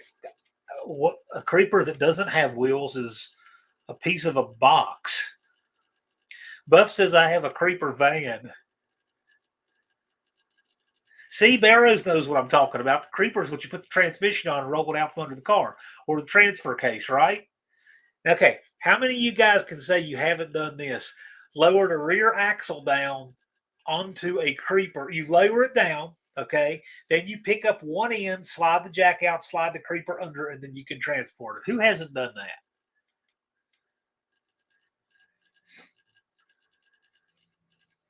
My creeper's moved more parts than me, although I have a pretty decent one.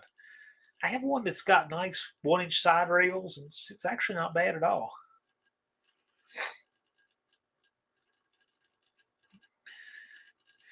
BNR's as a creeper is a must working on diesel semi trucks. Okay. I really should get a lift. Um, I thought a lift was more trouble than it was worth about 10 years ago, but now I kind of reconsidering that. Engine Light says I used a skateboard to train. Yeah, you can do that. I've seen that done numerous times. Work pretty well, actually, a skateboard. Pallet jack is meant for, yeah, yeah, oh yeah, that works good too. Problem with pallet jack is you've got to be on your garage floor and they take up a lot of room turning. But yeah, they work great. I'll tell you what else is great for rear ends too is a fork truck if you have it. Buddy of mine has a fork truck and we've used it to do some creative stuff. Really works well.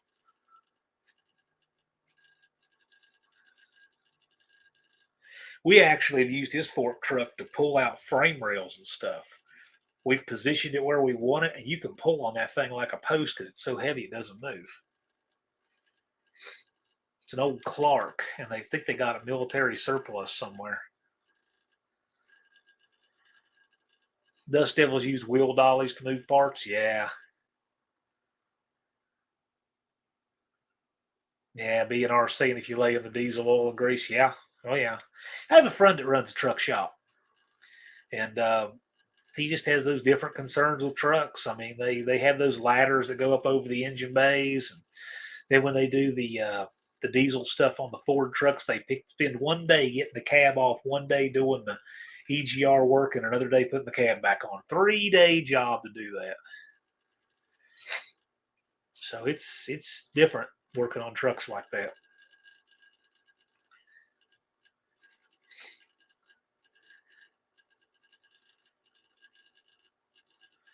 Max Wedge is saying real fun is putting an engine transmission in a truck on a hill. Ew. No thanks.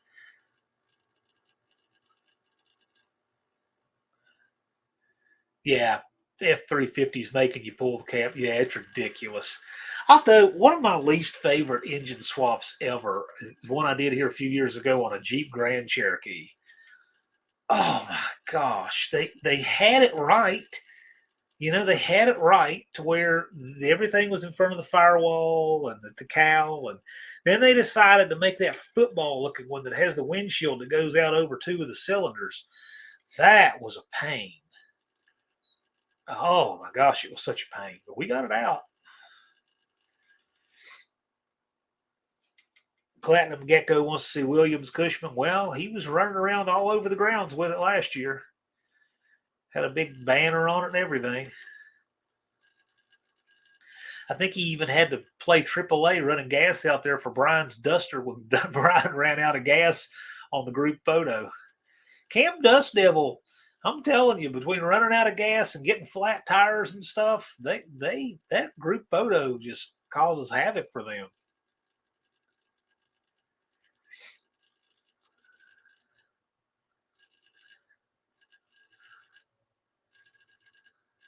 Unfinished project. Put up the link for Platinum Gecko.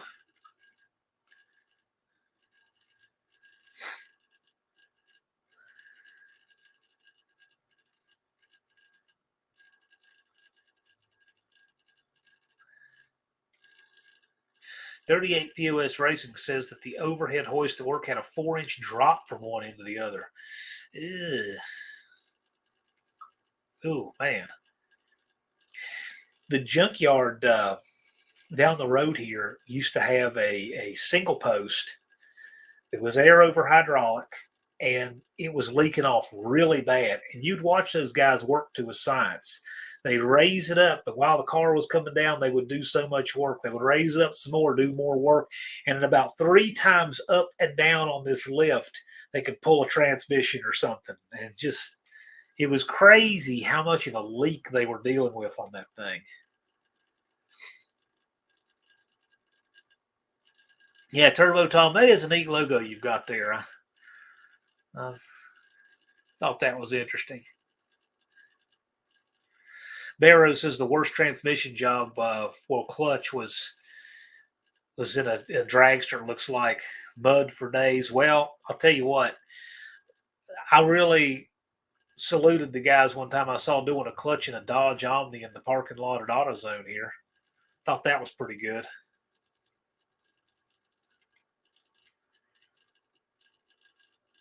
Doing a front wheel drive transaxle clutch in the parking lot at the parts store. That was hardcore.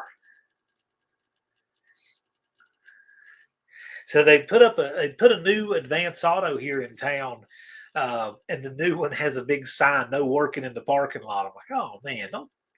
You know what? That's just criminal to do a parts store and say you can't work in the parking lot. We've all done way more stuff than we should in the parking lot of parts stores.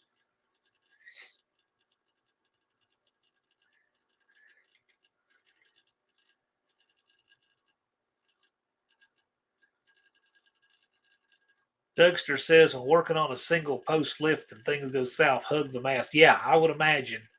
Oh, terrifying.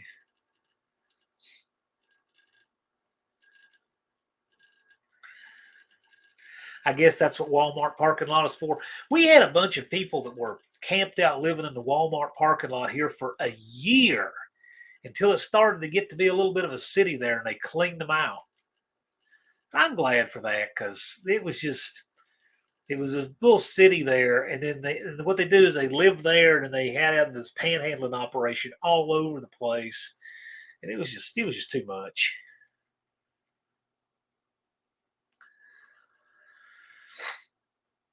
Kim's dug a trench under a car to get a transmission. That's pretty hardcore.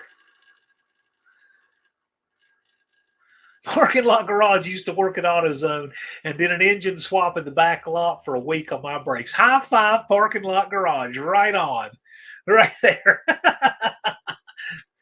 That alone earns my sub right there. Tony did the brakes on the tow rig at O'Reilly's parking lot in Oklahoma. Yes, he did in the rain. Yes. Tony's hardcore.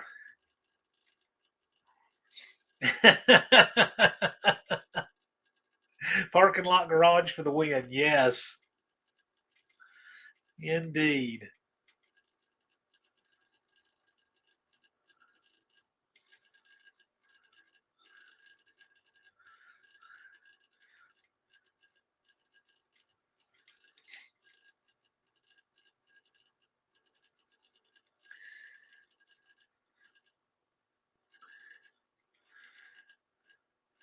Yeah. Fun day of craziness. I gotta tell you, I mean, if I was like say taking the van to Sykeston and I lost a transmission somewhere in Western Tennessee, I wouldn't I wouldn't hesitate to take it out and rebuild it right there in the side of the van. I would do it. I mean, I would that one.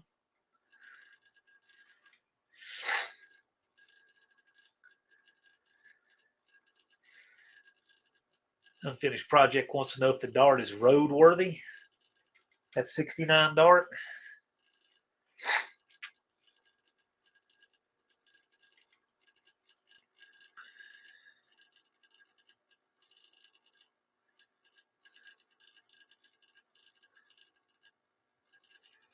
Dougster says during the Depression there were all these ramshackle towns on the West Coast.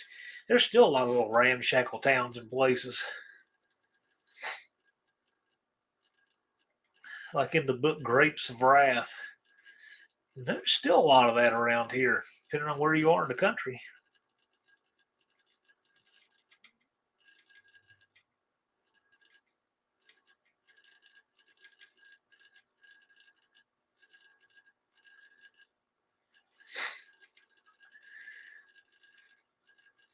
The word roadworthy is subjective. Some people will take anything on the road. Yes, they will. If you've been to Tennessee, you know that.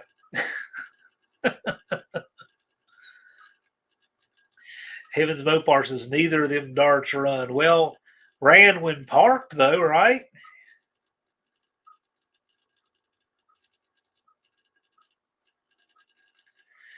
Danny Boyd says consider removing the transmission cover. F-150 using an engine hoist. I tell you, we did a couple of fuel pumps in a F-150 here not long ago, and we used a carport. Backed the truck under the carport and took ratchet straps hooked to the corners of the bed, lifted the bed up just enough, and rolled the truck out from underneath of it. Worked great.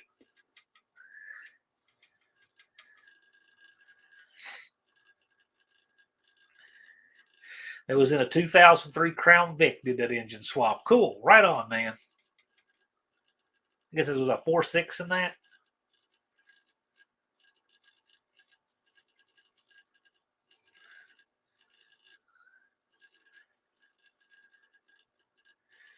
(2003) needed an engine that's like a new car. Yeah, it could. It is a Ford. Unfinished project said if it'll get me back and forth to work, 9 out of 10, it's roadworthy. Yeah, right. Exactly.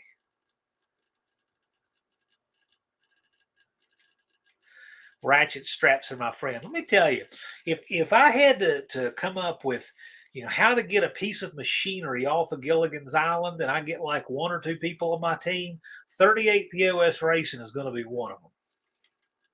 That guy knows stuff. And he says, "Hey, watch your mouth talking about Fords." Look at that. He just animated and came to life like Weekend at Bernie's. Look at that. Andy and I were looking at tunnel ram goodness last night.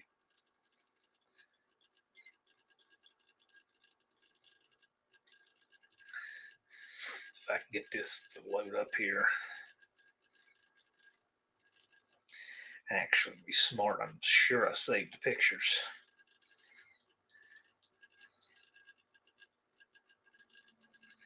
Yeah, maybe I did.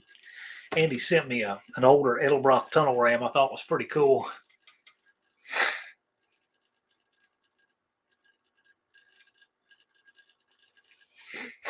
Yeah, people in this community get really creative. Chris 103 Customs cut a Pitman arm and a C10 holding a bench grinder. Yeah, yeah. Andy says when it's all over, Crown Vics will still be roaming the earth. I think the last running vehicle on the face of the earth is going to be a Honda CRV.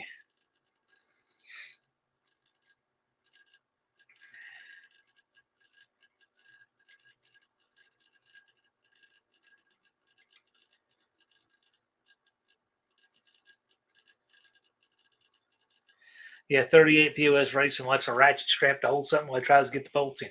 Exactly.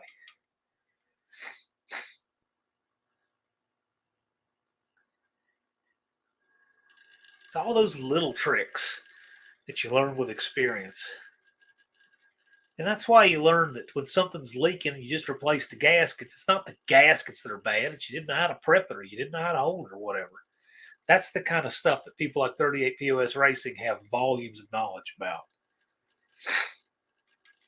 Yeah, Dust Devil says Gilligan's Island. They can make coconuts into walkie-talkies, but couldn't fix a 3-foot hole in a boat. Right. Yeah, we'll just go with that. It's kind of like all these scary movies if you think about it. I mean, a little 38 revolver would destroy the entire plot in 5 minutes. So we always have to make that this thing no one's ever thought of, right?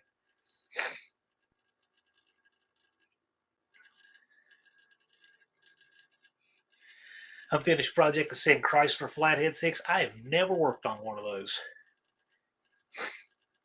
I've seen them. I know they made them.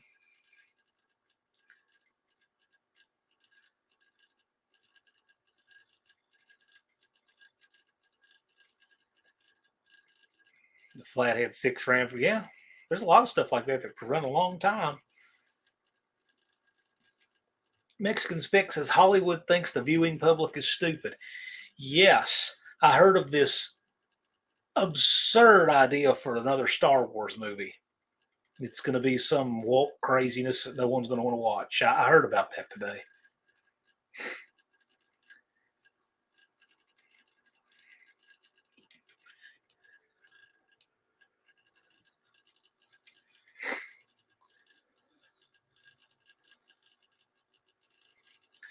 Well, Mary Ann from Gilligan's Island, she used to buy her pot from Bob Denver, and Bob Denver used to live pretty close to me before I moved from Bluefield. I don't know if he had him a grow spot there or what.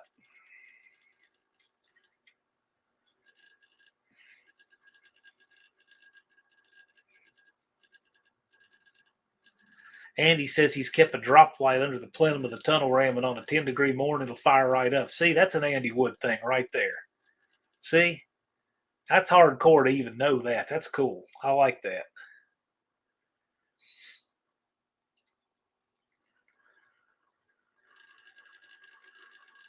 Flathead 6 living long with no power, didn't make enough power to hurt itself. Yeah, there's a lot of little engines like that. They don't make enough power to tear themselves up. That's a really good point. Tony's Hot Rod Garage, there's nothing coming out of Hollywood he wants to see. I agree with that. I have, oh man, I have some movies over here that I got out here recently. And they're all from like the 70s and the 80s. I don't know. They don't make movies for me anymore. I like things before CGI. I don't like movies that are supernatural or computer generated imagery. Chris 103 Customs put two 8-inch pipe wrenches on the right and left overhead cam of my Forerunner to replace the timing belt and tension the ratchet strap or the gear. Yeah, I've done crazy stuff like that. Yes, I have. Yep, sure have. You get creative because you don't want to take a pair of scripts and see if you could just take the vice grips and clamp the cog straight to the belt. That would be the best, but you can't put a nick in the belt. So yeah, you got to get creative like that. I've come up with all kinds of ways. Oh, and the best is when you do a double overhead cam V6 front wheel drive timing belt. You haven't lived until you've done one of those. So there's no room to work. You got 4 cams, and the valve springs are trying to make all of them, go all these different places. And you really get creative trying to make that work.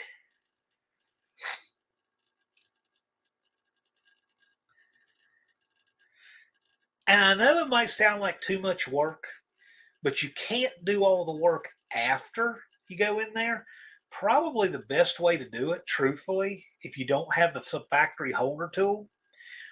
And this might sound kind of crazy, but I'm thinking just take some of those just long bolts, right?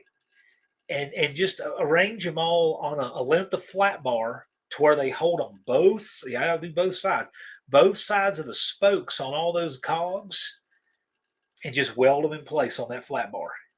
And so that you can just put the thing in there and take it all apart, and it all stays. You can just put the belt back.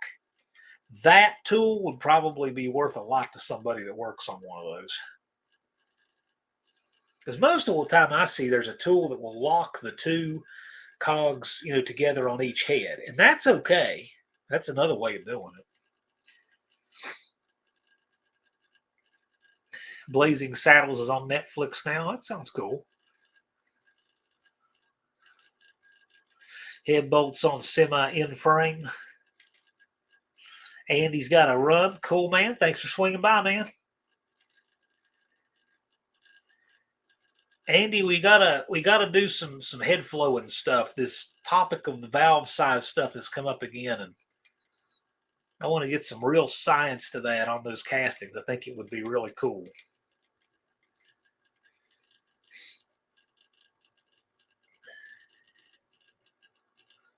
Danny Boyd says, so glad I was too young for Vietnam. I can see that.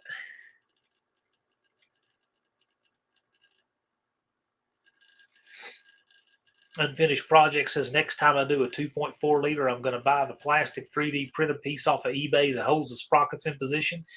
I'm going to do better than that. I'm not going to do one of those on a 2.4. I've done a bunch of timing belts, and I guess whenever I have to do one, I'll do one. But man, it also matters the shapes of the backs of the valve. Yeah, it does. It does, but a valve is just in the way, if you think about it.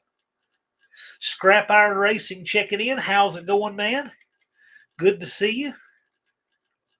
I sure hope you want to bring out some more beautiful hardware to the No Name Nationals again this year. We'd love to have you.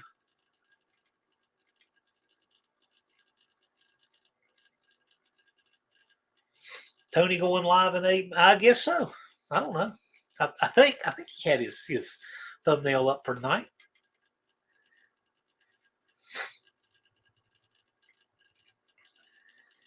Timing belts on my Honda Valkyrie or a Breeze 45 minutes on a motorcycle. Yeah, I guess. Yep, Tony will be live here in a few minutes, and we'll hand off to him here in just a few minutes. 2005 Caravan 2.4 belt is a lesson in misery in the driveway. I can totally see that. But Unfinished Project, that's a double overhead cam 4-cylinder, right? I have done a double overhead cam on a 2.0 on a Dodge. It wasn't good, but it wasn't the worst. I did like the tensioner for that, though. It's hydraulic with the pin and plenty of room to get to it. That part was pretty good. Barrow says, don't do the vice grip on the cams trick on a Ford Titan. Yeah, I would agree with that.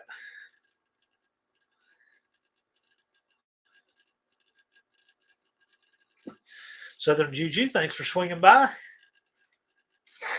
I always like to plug Tony's Hot Rod Garage live after this. He'll be live here in just a bit.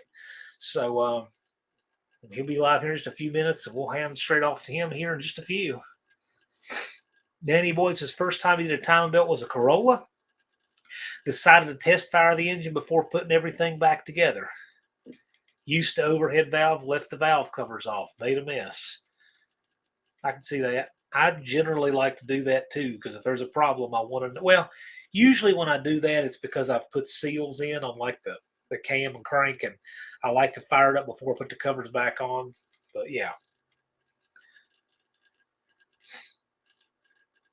I'm really not crazy about changing a crank seal that's not leaking. Um, but you do what you got to do.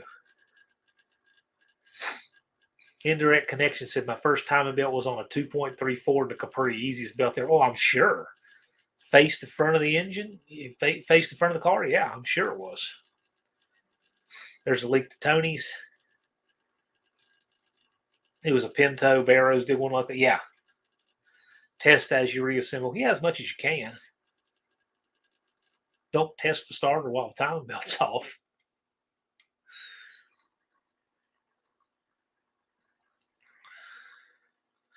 Now I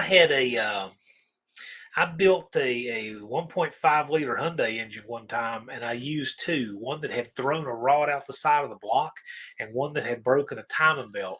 And it's a non-interference engine, but it still did all kinds of damage.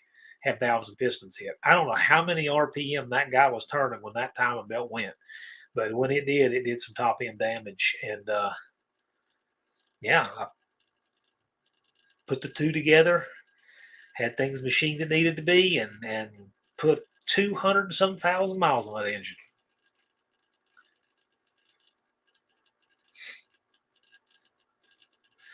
Dizzy says, try fixing a water pump on a Saab turbo. No thanks. Dizzy, some of those old Saabs have the belts toward the firewall, don't they? I don't know what years had that, but that just seems like the worst thing I've ever heard. They had the belts facing the firewall on those Saabs. Unfinished project, didn't test anything, even put a. Yeah, I don't always. It just depends what I'm doing. But when I'm doing seals like that, I like to, because I've just had some of these aftermarket seals didn't fit quite right, didn't want to go in quite right.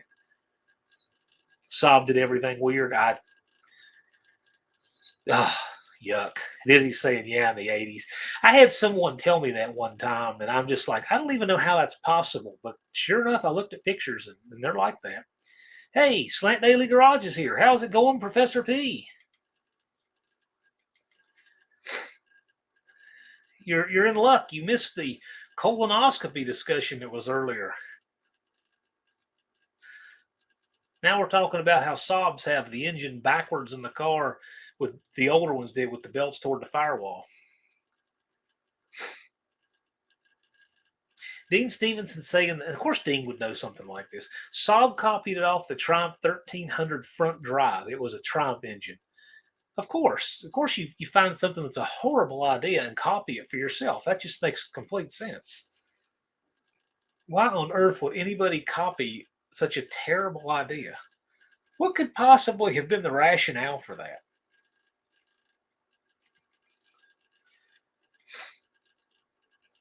Slant Daily says good. Right. Saab was one of the few cars we would walk away from. I would say so. I would say so.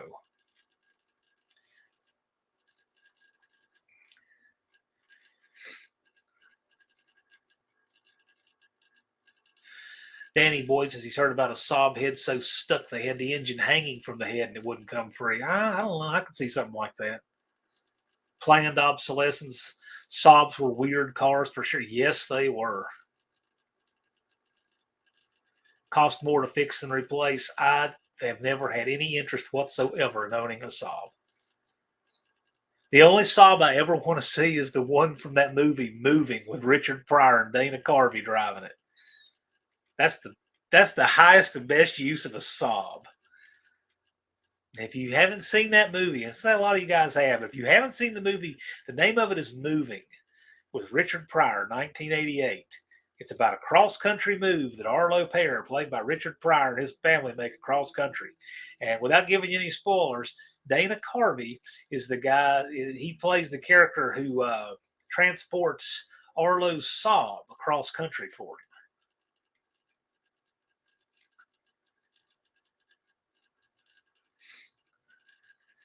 Yeah, Pope Severos has seen it. Yeah, that's a movie you'll want to see. And it has an incredible push mower in it too, with Randy Quaid. There's good reasons to see that. Kind of a hard movie to find, but it's worth it.